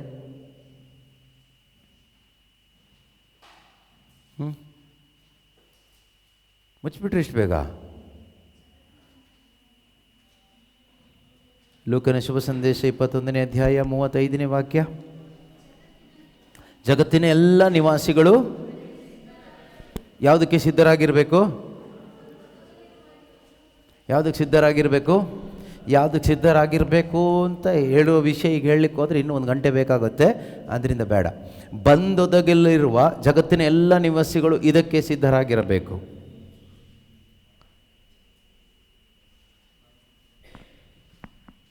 ಅದೊಂದು ಟ್ರ್ಯಾಪ್. ಅದು ಟ್ರ್ಯಾಪ್. ನಾವು ಈ ಟ್ರ್ಯಾಪ್ ಒಳಗಡೆ ಇದ್ದೀವಿ. ಹೊರಗೆ ಬರಬೇಕು. ಹೊರಗೆ ಬರಲೇಬೇಕಿವತ್ತು. ಈ ಟ್ರ್ಯಾಪಿಂದ ಹೊರಗೆ ಬರಬೇಕು. ಪ್ರೀತಿಯ ಸಹೋದರ ಸಹೋದರಿಯರೇ, ದೇವರು ನಿನಗಾಗಿ ಇಟ್ಟಿರುವ ಒಂದು ಓಟದ ಸ್ಪರ್ಧೆ ಇದೆ. ಆ ಟ್ರ್ಯಾಕಲ್ಲಿ ನೀನು ಓಡಬೇಕು. ನೀನು ಓಡೋ ಟ್ರ್ಯಾಕಲ್ಲಿ ದೇವರ ಆಶೀರ್ವಾದ ಇದೆ ಅಂದ್ಕೊಂಡು ಓಡೋದಲ್ಲ, ಅದು ಮೂರ್ಖತನ. ದೇವರು ನಿನಗಾಗಿ ನೇಮಿಸಿಟ್ಟಿರುವ ಒಂದು ಓಟದ ಸ್ಪರ್ಧೆ ಇದೆ, ಒಂದು ಟ್ರ್ಯಾಕ್ ಇದೆ. ಆ ಟ್ರ್ಯಾಕಲ್ಲಿ ಓಡ್ಲಿಕ್ಕೆ ನಮಗೆ ಬಲ ಬೇಕು, ಆತ್ಮನ ಬಲ ಬೇಕು. ನಮ್ಮ ಟ್ರ್ಯಾಕಲ್ಲಿ ನಮಗೆ ಅಲ್ಲೆಲ್ಲೂ ಹೇಳ್ಕೊಂಡು ಓಡಲಿಕ್ಕೆ ನಮ್ಮ ಶರೀರದಲ್ಲಿ ಬುದ್ಧಿ ಇದ್ದರೂ ಸಾಕು, ಶರೀರದಲ್ಲಿ ಬಲ ಇದ್ದರೆ ಸಾಕು. ಆದರೆ ದೇವರು ನನಗಾಗಿ ನೇಮಿಸಿಟ್ಟಿರುವ ಓಟದ ಸ್ಪರ್ಧೆ, ಆ ಟ್ರ್ಯಾಕ್ ಯಾವುದು ಅಂತ ಕಂಡುಕೊಂಡು ಅದರಲ್ಲಿ ಕೊನೆಯವರೆಗೂ ವಿಶ್ವಾಸ ಕಾಪಾಡಿಕೊಂಡು ಉತ್ತಮ ಓಟಗಾರನಾಗಿ ನನಗೂ ನಿನಗೂ ಓಡಲಿಕ್ಕೆ ಸಾಧ್ಯವಾಗಬೇಕಾದ್ರೆ, ಜೊತೆಯಲ್ಲಿ ಇದ್ದವ್ರನ್ನೂ ಆ ಓಟದಲ್ಲಿ ಹೆಲ್ಪ್ ಮಾಡಲಿಕ್ಕೆ ಸಾಧ್ಯವಾಗಬೇಕಾದ್ರೆ we need that power. But we are in the trap today. Cares, ತುಂಬ ಚಿಂತೆಗಳು, ಪ್ರಾಪಂಚಿಕ ಚಿಂತೆಗಳು, ವಿಷಯಗಳು ನಮ್ಮ ಬ್ರೈನ್ ಒಳಗಡೆ ಓಡಾಡ್ತಾ ಇದೆ. ಇನ್ನು ಮಧ್ಯದಲ್ಲಿ ಸ್ವಲ್ಪ ಪ್ರೇಯರ್ ಗ್ರೂಪಲ್ಲೆಲ್ಲ ಇರೋದ್ರಿಂದ ಪ್ರಾರ್ಥಿಸ್ತೀವಿ ಬೆಳಿಗ್ಗೆ ಸಂಜೆ ಮಧ್ಯಾಹ್ನ ಎಲ್ಲ. ಬಟ್ ಆ ಕಣ್ಣು ಮುಚ್ಚಿ ಕಣ್ಣು ತೆಗೆಯೋದ್ರೊಳಗಡೆ ಮತ್ತೆ ವಾಪಸ್ ರೀಕನೆಕ್ಟ್ ಆಗ್ತೀವಿ ಮಣ್ಣಿಗೆ ಹೋಗ್ತೀವಿ ಅಂತ ದೇವ್ರ ವಾಕ್ಯ ಇದ್ದರೂ ಕೂಡ ನಮ್ಮ ಮಣ್ಣು ಬಗ್ಗೆನೇ ಯೋಚನೆ ಮಾಡ್ತೀವಿ ಅಲ್ವಾ? ಇವೆಲ್ಲವುಗಳಿಂದ ಪಾರಾಗಿ, ಅದು ಯಾವುದು ಮೇಲಿನ ವಾಕ್ಯದಲ್ಲೆಲ್ಲ ಇದೆ ಯಾವುದರಿಂದ ಅಂತ, ಬಂದೊದಗಲಿರುವ ಇವೆಲ್ಲವುಗಳಿಂದಲೂ ಪಾರಾಗಿ ನರಪುತ್ರನ ಮುಂದೆ ನಿಲ್ಲಲು ನೀವು ಶಕ್ತರಾಗುವಂತೆ ನಿರಂತರ ಪ್ರಾರ್ಥನೆ ಮಾಡುತ್ತಾ ಎಚ್ಚರಿಕೆಯಿಂದ ಇರಿ. ಯಾವುದಕ್ಕಾಗಿ ಪ್ರಾರ್ಥಿಸ್ಬೇಕಂತೆ? ಒದಗಲಿರುವ ಇವೆಲ್ಲವುಗಳಿಂದ ಪಾರಾಗಿ ನರಪುತ್ರನ ಮುಂದೆ ನಿಲ್ಲಲು ನೀವು ಶಕ್ತರಾಗುವಂತೆ ನಿರಂತರವಾಗಿ ಪ್ರಾರ್ಥಿಸ್ತಾ ಇರಿ. ಇಲ್ಲದೇ ಇದ್ದರೆ ನಿಮಗೆ ಬಂದೊದಗಲಿರುವ ಇವುಗಳು ಅಂತ ಯಾವುದು ಹೇಳಿದ್ದಾರೆ ಇಲ್ಲಿ ಮೇಲೆ ಸುಮಾರು ವಿಷಯಗಳು ಹೇಳಿದ್ದಾರೆ. ಇದರಲ್ಲಿ ಇನ್ನೂ ನಮಗೆ ಕ್ಲಾರಿಟಿ ಸಿಗಬೇಕಂದ್ರೆ ಮತ್ತಾಯನ ಶುಭ ಸಂದೇಶಕ್ಕೆ ಹೋಗಬೇಕಾಗತ್ತೆ, ಮಾರ್ಕನ ಶುಭ ಸಂದೇಶ, ಇದೆಲ್ಲ ಬೇಡ, ಈಗ ಟೈಮ್ ಇಲ್ಲ. ಸೊ ಇವೆಲ್ಲವುಗಳಿಂದ ಅಂತಿಮ ದಿವಸದಲ್ಲಿ ಯೇಸುಕ್ರಿಸ್ತರ ಪುನರಾಗಮನದ ಸಮಯದಲ್ಲಿ ಅಥವಾ ಯೇಸುಕ್ರಿಸ್ತನ ಸ್ವರ್ಗಾರೋಹಣದಿಂದ, ಈಗ ತಗೊಳ್ಳಿ, ಯೇಸುಕ್ರಿಸ್ತನ ಸ್ವರ್ಗಾರೋಹಣದಿಂದ ಪುನರಾಗಮನದ ತನಕ ಇನ್ ಬಿಟ್ವೀನ್ ಗ್ಯಾಪಲ್ಲಿ ನಡೆಯುವ ಅನೇಕ ವಿಶ್ವಾಸ ವಿರುದ್ಧವಾದ, ದೇವರ ವಾಕ್ಯ ವಿರುದ್ಧವಾದ ಅನೇಕ ಘಟನೆಗಳು, ಕಾರ್ಯಗಳು ನಮ್ಮಲ್ಲಿ, ನಮ್ಮ ಸಭೆಯಲ್ಲಿ ನಡೀತಾ ಇದೆ, ಲೋಕದಲ್ಲಿ ನಡೀತಾ ಇದೆ. ಇವುಗಳಿಂದ ನೀನು ಪಾರಾಗಿ ದೇವರ ಮುಂದೆ ನಿಂತ್ಕೋಬೇಕಾದ್ರೆ ನೀನು ಪ್ರಾರ್ಥಿಸಬೇಕು. ಸುಮ್ಮನೆ ಒಂದು ಹಲ್ಲೆಲೂಯಾ ಹೇಳೋದಲ್ಲ, ಇದಕ್ಕಾಗಿ ಪ್ರಾರ್ಥಿಸಬೇಕು. ಏನೆಲ್ಲ ಟ್ರ್ಯಾಪ್ ಇದೆ, ಈ ಟ್ರ್ಯಾಪಿಂದ ನಾನು ಹೇಗೆ ಹೊರಗೆ ಬರ್ಬೋದು? We need wisdom, we need power. ನಮಗೆ ಜ್ಞಾನ ಬೇಕು, ನಮಗೆ ಶಕ್ತಿ ಬೇಕು. ಇದಕ್ಕಾಗಿ ನೀನು ಇಲ್ಲಿಂದ ಪ್ರಾರ್ಥಿಸುವಾಗ, ಇಲ್ಲಿಂದ ತಟ್ಟುವಾಗ ಸ್ವರ್ಗದಿಂದ ತೆರೆಯಲ್ಪಡುತ್ತೆ ಬಾಗಿಲು. ಪಿತನ ಬಲಪಾರ್ಶ್ವದಲ್ಲಿ ನಮ್ಮ ಪರವಾಗಿ ಭಿನ್ನಯಿಸಲಿಕ್ಕಾಗಿ ನಿಂತಿರ್ತಕ್ಕಂಥ ನಮ್ಮ ಸಹಾಯಕನು, ನಮ್ಮ ಮಧ್ಯಸ್ಥನು, ಸ್ವರ್ಗೀಯ ಮಧ್ಯಸ್ಥನು ಆದ ಯೇಸು ಕ್ರಿಸ್ತನು ಮಧ್ಯಸ್ಥಿಕೆ ಮಾಡ್ತಾರೆ ನಮಗೋಸ್ಕರ. ಆ ಮಧ್ಯಸ್ಥಿಕೆಯ ಫಲವಾಗಿ ಇಲ್ಲಿ ತೆರೆಯಲ್ಪಡ್ತದೆ. ಇಲ್ಲಿ ನಾವು ತಟ್ಟುವಾಗ ತೆರೆಯಲ್ಪಟ್ಟದಕ್ಕೆ ಉತ್ತರ ಇಲ್ಲಿ ಸಿಗುತ್ತೆ. ಹೀಗೆ ನಾವು ಪಾರಾಗಿ ಹೋಗೋದು. ದೇವರು ನಮ್ಮನ್ನು ಆ ಸ್ವರ್ಗ ರಾಜ್ಯಕ್ಕೆ ಕರೆದಿದ್ದಾರೆ. ಈ ಭೂಮಿಯಲ್ಲಿ ಎಲ್ಲೋ ಸೆಟ್ಲ್ ಆಗಲಿಕ್ಕೋ ಏನೋ ಮಾಡಲಿಕ್ಕಲ್ಲ ತಮ್ಮನ್ನು ಕರೆದಿರೋದು. ಫಾಲೋ ಮೀ, ನನ್ನನ್ನು ಹಿಂಬಾಲಿಸಿ. ಯೇಸು ಎಲ್ಲೋ, ನಾವಲ್ಲೇ, ಅಲ್ಲಾಗಬೇಕು, ಅಲ್ಲಿ ಹೋಗಬೇಕು. ಆದ್ದರಿಂದ ಈ ಲೋಕದಲ್ಲಿ ಪ್ರಯಾಣ ಮಾಡಲಿಕ್ಕೆ ನಮಗೆ ಆತ್ಮನ ಬಲ ಬೇಕು. ದೇವರು ನಮ್ಮನ್ನು ಬಲಪಡಿಸ್ತಾರೆ. He will strengthen the weak. Weak in faith. ವಿಶ್ವಾಸದಲ್ಲಿ ದುರ್ಬಲರಾಗಿರುವವರನ್ನು ದೇವರು ಬಲಪಡಿಸ್ತಾರೆ. ಕೆಲವು ಟೈಮ್ ವಾಕ್ಯ ಕೇಳಿಸ್ಕೊಳ್ಳುವಾಗ ನಮಗನ್ಸುತ್ತೆ, ನಾನು ತುಂಬ ವೀಕ್ ಆಗಿದ್ದೀನಿ ಬಾಡಿಯಲ್ಲಿ, ದೇವರು ಇವತ್ತು ನನ್ನ ಬಲಪಡಿಸ್ತಾರೆ ಅಂತ. ಅದಲ್ಲ ವಾಕ್ಯ. ಬಲಪಡಿಸಲಿ, ಪ್ರಾರ್ಥಿಸೋಣ. ಎಲ್ರಿಗೂ ಬಲ ಬೇಕು, ಶರೀರದಲ್ಲಿ ಒಳ್ಳೆ ಆರೋಗ್ಯ ಬೇಕು. ಯಾಕೆ ಅಂದರೆ ಯೇಸುಗಾಗಿ ಬದುಕಲಿಕ್ಕೆ ಆರೋಗ್ಯ ಬೇಕು. ಆರೋಗ್ಯ ಬೇಕು ಯಾಕೆ ಕೇಳಿದ್ರೆ, ದೇವರ ಮಹಿಮೆಗಾಗಿ ಬದುಕಲಿಕ್ಕೆ ಆರೋಗ್ಯ ಬೇಕು. ನಿಮ್ಗೆ ಅದಕ್ಕೇನು ಆರೋಗ್ಯ ಬೇಕಾಗಿರೋದು? ನಿಮ್ಗೆ ಯೇಸುಗಾಗಿ ಬದುಕಬೇಕು ಅನ್ನೋ ಒಂದು ಆಸೆ ಇದ್ದರೆ ನಿಮಗೆ ಆರೋಗ್ಯ ಅವರೇ ಕೊಡ್ತಾರೆ. ಸ್ವಾರ್ಥಕ್ಕಾಗಿ ಬದುಕೋರಿಗೆ ಆರೋಗ್ಯದಾಯಕನಾದ ದೇವರ ಆರೋಗ್ಯ ಕೊಟ್ಟಿರುವಾಗ ಇನ್ನು ಅವರಿಗಾಗಿ ಬದುಕುವುದ? ನಿನಗಿರುವಾಗ ನಿನ್ನ ಆರೋಗ್ಯದ ಚಿಂತೆ ಅವ್ರದ್ದಿರುತ್ತೆ, ನಿನ್ನಲ್ಲ. ಆದ್ದರಿಂದ ನಾವು ಹುಡುಕಬೇಕಾಗಿರೋದು ಆರೋಗ್ಯಕ್ಕಲ್ಲ, ಆರೋಗ್ಯದಾಯಕನಾದ ದೇವರನ್ನ ಹುಡುಕಬೇಕು. ದೇವ್ರನ್ನ, ಆರೋಗ್ಯಕ್ಕಾಗಿ ಅಲ್ಲ. ಅವ್ರಿಗೆ ಬೇಕು ನನಗೆ. ಅವ್ರ ಜೊತೆಗೆ ಸಮಯ ಕಳೆಯಬೇಕು, ಅವ್ರನ್ನ ನೋಡಬೇಕು, ಅವ್ರ ಸ್ವರ ಕೇಳಬೇಕು, ಅವ್ರ ಜೊತೆಗೆ ಮಾತಾಡಬೇಕು. ಆದ್ದರಿಂದ ನಾವು ಬಂದಿದ್ದೀವಿ. ಇನ್ನು ಮುಂದಕ್ಕೂ ನಾವು ಹೋಗ್ತೀವಿ ಇದಕ್ಕೋಸ್ಕರ. ಅವರಿಂದ ಏನೋ ತಗೊಳ್ಳೋದಕ್ಕಲ್ಲ, ಲೌಕಿಕವಾದದ್ದು ಶರೀರಕ್ಕೆ ಬೇಕಾಗಿರೋದು ಅಳಿದು ಹೋಗುವಂಥ ತಗೊಳ್ಳಿಕ್ಕಲ್ಲ, ಅವರಿಗೋಸ್ಕರ, ಅವ್ರ ಜೊತೆ ಕೂತ್ಕೊಳ್ಳಿಕ್ಕೆ. ಅವ್ರು ಏನು ಮಾತಾಡ್ತಾರೆ, ಅವ್ರಿಗೇನು ಆಲೋಚನೆ ಕೊಡ್ತಾರೆ, ಅವ್ರಿಗೇನು ಕರೆಕ್ಷನ್ ಕೊಡ್ತಾರೆ, ಅದನ್ನು ತೆಗೆದುಕೊಳ್ಳಲಿಕ್ಕೆ, ಅವ್ರ ಜೊತೆ ಟೈಮ್ ಸ್ಪೆಂಡ್ ಮಾಡಲಿಕ್ಕೆ. ಎದ್ದು ನಿಂತ್ಕೊಳ್ಳೋಣ, ಪ್ರಾರ್ಥಿಸೋಣ. ಪ್ರೀತಿಮಯನಾದ ಒಳ್ಳೆಯ ದೇವರೇ, ನಮ್ಮನ್ನು ಯಾವಾಗಲೂ ಪ್ರೀತಿಸುವಂಥ, ಕರುಣಿಸುವಂಥ ಒಳ್ಳೆಯ ಕರ್ತನು ನೀನಾಗಿದೆಯಪ್ಪ. ಅದಕ್ಕಾಗಿ ನಿಮಗೆ ಸ್ತೋತ್ರ. ಈ ದಿನ ನಮ್ಮೊಬ್ಬೊಬ್ಬರನ್ನ ಹೆಸರಿಡಿದು ನೀವು ಕರೆತಂದಿದ್ದೀರಿ, ಅದಕ್ಕಾಗಿ ನಿಮಗೆ ಕೃತಜ್ಞತೆಯನ್ನು ಸಲ್ಲಿಸ್ತಾ ಇದ್ದೇವೆ. ಯೇಸುವೆ, ನಿಮ್ಮ ಸೇವಾ ಕಾರ್ಯ ಸ್ವರ್ಗದಲ್ಲಿ ಮುಂದುವರಿತಾ ಇದೆ ದೇವರೇ, ಅದಕ್ಕಾಗಿ ಸ್ತೋತ್ರ. ನಿಮ್ಮ ಆ ಸ್ವರ್ಗದ ಸೇವೆ ಪರಲೋಕದಲ್ಲಿ ಪಿತನ ಬಲಭಾಗದಲ್ಲಿದ್ದು ನಮಗಾಗಿ ಭಿನ್ನಯಿಸುತ್ತಿರುವ ಆ ಪರಲೋಕದ ಸೇವೆಯ ಫಲವನ್ನು ಭೂಲೋಕದಲ್ಲಿರ್ತಕ್ಕಂಥ ನಿಮ್ಮ ಮಕ್ಕಳು ನಾವೊಬ್ಬೊಬ್ಬರು ಅನುಭವಿಸುವಂತೆ ಆಗಲಿ ಅಪ್ಪ. ಯೇಸುವೆ, ನೀವು ಮಾಡುತ್ತಿರುವ ಪ್ರಾರ್ಥನೆಯ ಫಲವಾಗಿ ಆಗಿದೆ ಎಂದು ನಮಗೆ ಸಂದೇಶ ಸಿಕ್ಕಿರುವುದು, ಈ ಆತ್ಮಿಕ ಆಲೋಚನೆ ಸಿಕ್ಕಿರುವುದು ನಿಮ್ಮ ಪ್ರಾರ್ಥನೆಯ ಫಲವಾಗಿ ಆಗಿದೆಪ್ಪ. ಅದಕ್ಕಾಗಿ ಯೇಸುವೆ ನಿಮಗೆ ಸ್ತೋತ್ರವಾಗಲಿ. ಹಾಲೆಲೂಯಾ. ಎಲ್ಲ ನಿನ್ನ ಕೃಪೆ ಮಾತ್ರ ಅಪ್ಪ. ಮನುಷ್ಯನ ಬಲವಾಗಿ ಯೋಗ್ಯತೆ ಆಗಲಿ ಏನೂ ಇಲ್ಲ, ಎಲ್ಲ ನಿನ್ನ ಕೃಪೆಯಾಗಿ ನಮಗೆ ಸಿಕ್ಕಿದ್ದು ಸ್ವಾಮಿ. ಅದಕ್ಕಾಗಿ ನಿಮಗೆ ಸ್ತೋತ್ರ, ಸ್ತೋತ್ರ, ಸ್ತೋತ್ರ. ನಮ್ಮ ಆತ್ಮಿಕ ಜೀವಿತವನ್ನು ಮತ್ತೊಮ್ಮೆ ಬಲಪಡಿಸಿದಕ್ಕಾಗಿ ಸ್ತೋತ್ರ ಅಪ್ಪ. ಲೋಕದ ಚಿಂತೆಗಳಿಂದ ನಮ್ಮನ್ನು ಬೇರ್ಪಡಿಸಿದಕ್ಕಾಗಿ ಸ್ತೋತ್ರ ಅಪ್ಪ. ನಮ್ಮಲ್ಲಿದ್ದಂಥ ಲೌಕಿಕವಾದ ಎಲ್ಲವನ್ನು ತೆಗೆದುಹಾಕಿ ಸ್ವರ್ಗೀಯವಾದವುಗಳನ್ನು ನಮ್ಮ ಅಂತರಂಗದಲ್ಲಿ ತುಂಬಿಸಿದ ಪರಿಶುದ್ಧಾತ್ಮನೇ ನಿಮಗೆ ಸ್ತೋತ್ರವಾಗಲಿ. ಪ್ರತಿಯೊಬ್ಬರ ಜೀವಿತಗಳು ಬಲಗೊಳ್ಳಲಿ ಅಪ್ಪ. ಯಾರೆಲ್ಲ ಇಲ್ಲಿ ಬಂದಿದ್ದಾರೋ ಅವರೆಲ್ಲರ ಜೀವಿತಗಳು ಯೇಸುವೆ ಸ್ವರ್ಗೀಯ ಜೀವಿತಗಳಾಗಲಿ ಅಪ್ಪ. ಪರಲೋಕಕ್ಕೆ ಸಂಬಂಧಪಟ್ಟಂತ ಒಂದು ಜೀವಿತವಾಗಿ ಮಾರ್ಪಾಡಾಗಲಿ ಅಪ್ಪ. ಅಳಿದು ಹೋಗುವ, ನಶಿಸಿ ಹೋಗುವ ಶರೀರಕ್ಕೂ ಲೋಕಕ್ಕೂ ಒಳಗಾಗಿ ಬದುಕದೆ ಅಳಿದು ಹೋಗದೆ ಇರತಕ್ಕಂತಹ ಶಾಶ್ವತ ಜೀವಿತಕ್ಕಾಗಿ ಪ್ರತಿಯೊಬ್ಬರಲ್ಲಿಯೂ ದಾಹ ಉಂಟಾಗಲಿ ಸ್ವಾಮಿ. ಪ್ರತಿಯೊಬ್ಬರಲ್ಲಿಯೂ ತವಕ ಉಂಟಾಗಲಿ ಅಪ್ಪ. ಹಾಲೆಲೂಯಾ. ಯೇಸುವೆ ಸ್ತೋತ್ರ, ಯೇಸುವೆ ವಂದನೆ, ಯೇಸುವೆ ಆರಾಧನೆ, ಮಹಿಮೆ ಯೇಸುವೆ. ಹಾಲೆಲೂಯಾ. ನಿಮ್ಮ ವಾಕ್ಯ ಹೇಳುವ ಹಾಗೆ ನೀವು ಈ ಲೋಕಕ್ಕೆ ಸೇರಿದವರಲ್ಲ, ನೀವು ಈ ಲೋಕಕ್ಕೆ ಸೇರಿದವರಲ್ಲ, ನಾನು ನಿಮ್ಮನ್ನು ಆರಿಸಿಕೊಂಡಿದ್ದೇನೆ. ಆದುದರಿಂದ ನೀವು ಲೋಕದಿಂದ ಬೇರ್ಪಟ್ಟಿದ್ದೀರಿ ಎಂದೇ ಲೋಕಕ್ಕೆ ನಿಮ್ಮ ಮೇಲೆ ದ್ವೇಷ ಇದೆ, ನಿಮ್ಮ ಮೇಲೆ ಲೋಕಕ್ಕೆ ಪ್ರೀತಿ ಇಲ್ಲ ಎಂದು ನುಡಿದಂತ ಪ್ರಭು ಯೇಸುವೆ, ನೀವು ನಮ್ಮನ್ನು ಈ ಲೋಕದಿಂದ ಬೇರ್ಪಡಿಸಿದಕ್ಕಾಗಿ ಸ್ತೋತ್ರ. ಈ ಲೋಕದಿಂದ ಕರ್ತನೆ ನಮ್ಮನ್ನು ಸ್ವರ್ಗ ರಾಜ್ಯದ ಪ್ರಜೆಗಳನ್ನಾಗಿ ನೀವು ಆರಿಸಿಕೊಂಡು ನಿಲ್ಲಿಸಿದ್ದಕ್ಕಾಗಿ ಸ್ತೋತ್ರ ಅಪ್ಪ. ಲೋಕದ ಚಿಂತೆಗಳಿಂದ ಕರ್ತನೆ ತುಂಬಿ ಬಂದ ನಮ್ಮೊಬ್ಬೊಬ್ಬರನ್ನ ನೀವು ಬಿಡುಗಡೆ ಮಾಡಿದಕ್ಕಾಗಿ ಸ್ತೋತ್ರ ಅಪ್ಪ. ನಮ್ಮಲ್ಲಿದ್ದಂಥ ಲೋಕವನ್ನು ಲಯ ಮಾಡಿ ಸ್ವರ್ಗದ ಅನುಭವವನ್ನು ನಮ್ಮ ಅಂತರಂಗದಲ್ಲಿ ಕೊಟ್ಟಿದ್ದಕ್ಕಾಗಿ ಸ್ತೋತ್ರ ಅಪ್ಪ. ಇಲ್ಲಿಂದ ಹೋಗುವ ಪ್ರತಿಯೊಬ್ಬರು ಕೂಡ ಅಪ್ಪ ತಂದೆಯಾದ ದೇವರೇ ಹೊಸ ಬಲವನ್ನು ಹೊಂದಿಕೊಂಡು ಹೋಗುವಂತೆ ಆಗಲಿ, ಆ ಹೊಸ ಚೈತನ್ಯವನ್ನು ಹೊಂದಿಕೊಂಡು ಹೋಗುವಂತೆ ಆಗಲಿ, ಆತ್ಮನ ಬಲದಲ್ಲಿ ಮುನ್ನಡೆಯುವಂತೆ ಆಗಲಿ ಅಪ್ಪ. ಹಾಲೆಲೂಯಾ. ಯೇಸುವೆ, ಇಂದು ಇಲ್ಲಿ ಯಾರೆಲ್ಲ ಬಂದಿದ್ದಾರೋ ಯಾರು ಕೂಡ ಬರಿಗೈಯಲ್ಲಿ ಹೋಗದೆ ನಿನ್ನ ಆತ್ಮ ಶಕ್ತಿಯಿಂದ ತುಂಬಿದವರಾಗಿ ಹೋಗಲಿ ಅಪ್ಪ. ಪ್ರತಿಯೊಬ್ಬರಿಗೂ ಕೂಡ ಕರ್ತನೆ ನಿನಗಾಗಿ ಬದುಕಲು ಬೇಕಾದ ದಾಹ ಉಂಟಾಗಲಿ ಅಪ್ಪ. ಶುಭ ಸಂದೇಶಕ್ಕೆ ಸಾಕ್ಷಿಯಾಗಿ ಬದುಕಲು ಬೇಕಾದ ತವಕ ಉಂಟಾಗಲಿ ಅಪ್ಪ. ಹಾಲೆಲೂಯಾ. ಯೇಸುವೆ ಸ್ತೋತ್ರ. ಒಬ್ಬೊಬ್ಬರಲ್ಲಿಯೂ ಯೇಸು ರೂಪುಗೊಳ್ಳಲಿ, ಇನ್ನೂ ಅಧಿಕವಾಗಿ ರೂಪುಗೊಳ್ಳಲಿ. ಹಾಲೆಲೂಯಾ. ನಾವೊಬ್ಬೊಬ್ಬರು ಕೂಡ ಪ್ರತಿಯೊಬ್ಬರು ಇನ್ನೂ ಹೆಚ್ಚಾಗಿ ಕ್ರಿಸ್ತ ಯೇಸುವಿನ ಅನುರೂಪಕ್ಕೆ ಬರುವಂತೆ ಆಗಲಿ ಅಪ್ಪ, ಬರುವಂತೆ ಆಗಲಿ ಅಪ್ಪ. ಸಹಾಯ ಮಾಡಿ ಪರಿಶುದ್ಧಾತ್ಮರೇ, ಸಹಾಯ ಮಾಡಿರಿ ಅಪ್ಪ. ಸ್ತೋತ್ರ, ಸ್ತೋತ್ರ, ಸ್ತೋತ್ರ. ನಮ್ಮ ಆಲೋಚನೆಗಳಲ್ಲಿ, ಜೀವಿತದಲ್ಲಿ ಕರ್ತನೆ ಕ್ರಿಸ್ತ ಯೇಸುವಿನ ಮನೋಭಾವನೆಗೆ ನಾವೊಬ್ಬೊಬ್ಬರು ಬರುವಂತೆ ನಮ್ಮನ್ನು ಬಲಪಡಿಸಿರಿ ಎಂದು ಪ್ರಾರ್ಥಿಸ್ತಾ ಇದ್ದೇವೆ. ಯೇಸು ನಾಮದಲ್ಲಿ ಪ್ರಾರ್ಥಿಸ್ತಾ ಇದ್ದೇವೆ ತಂದೆ, ಆಮೆನ್.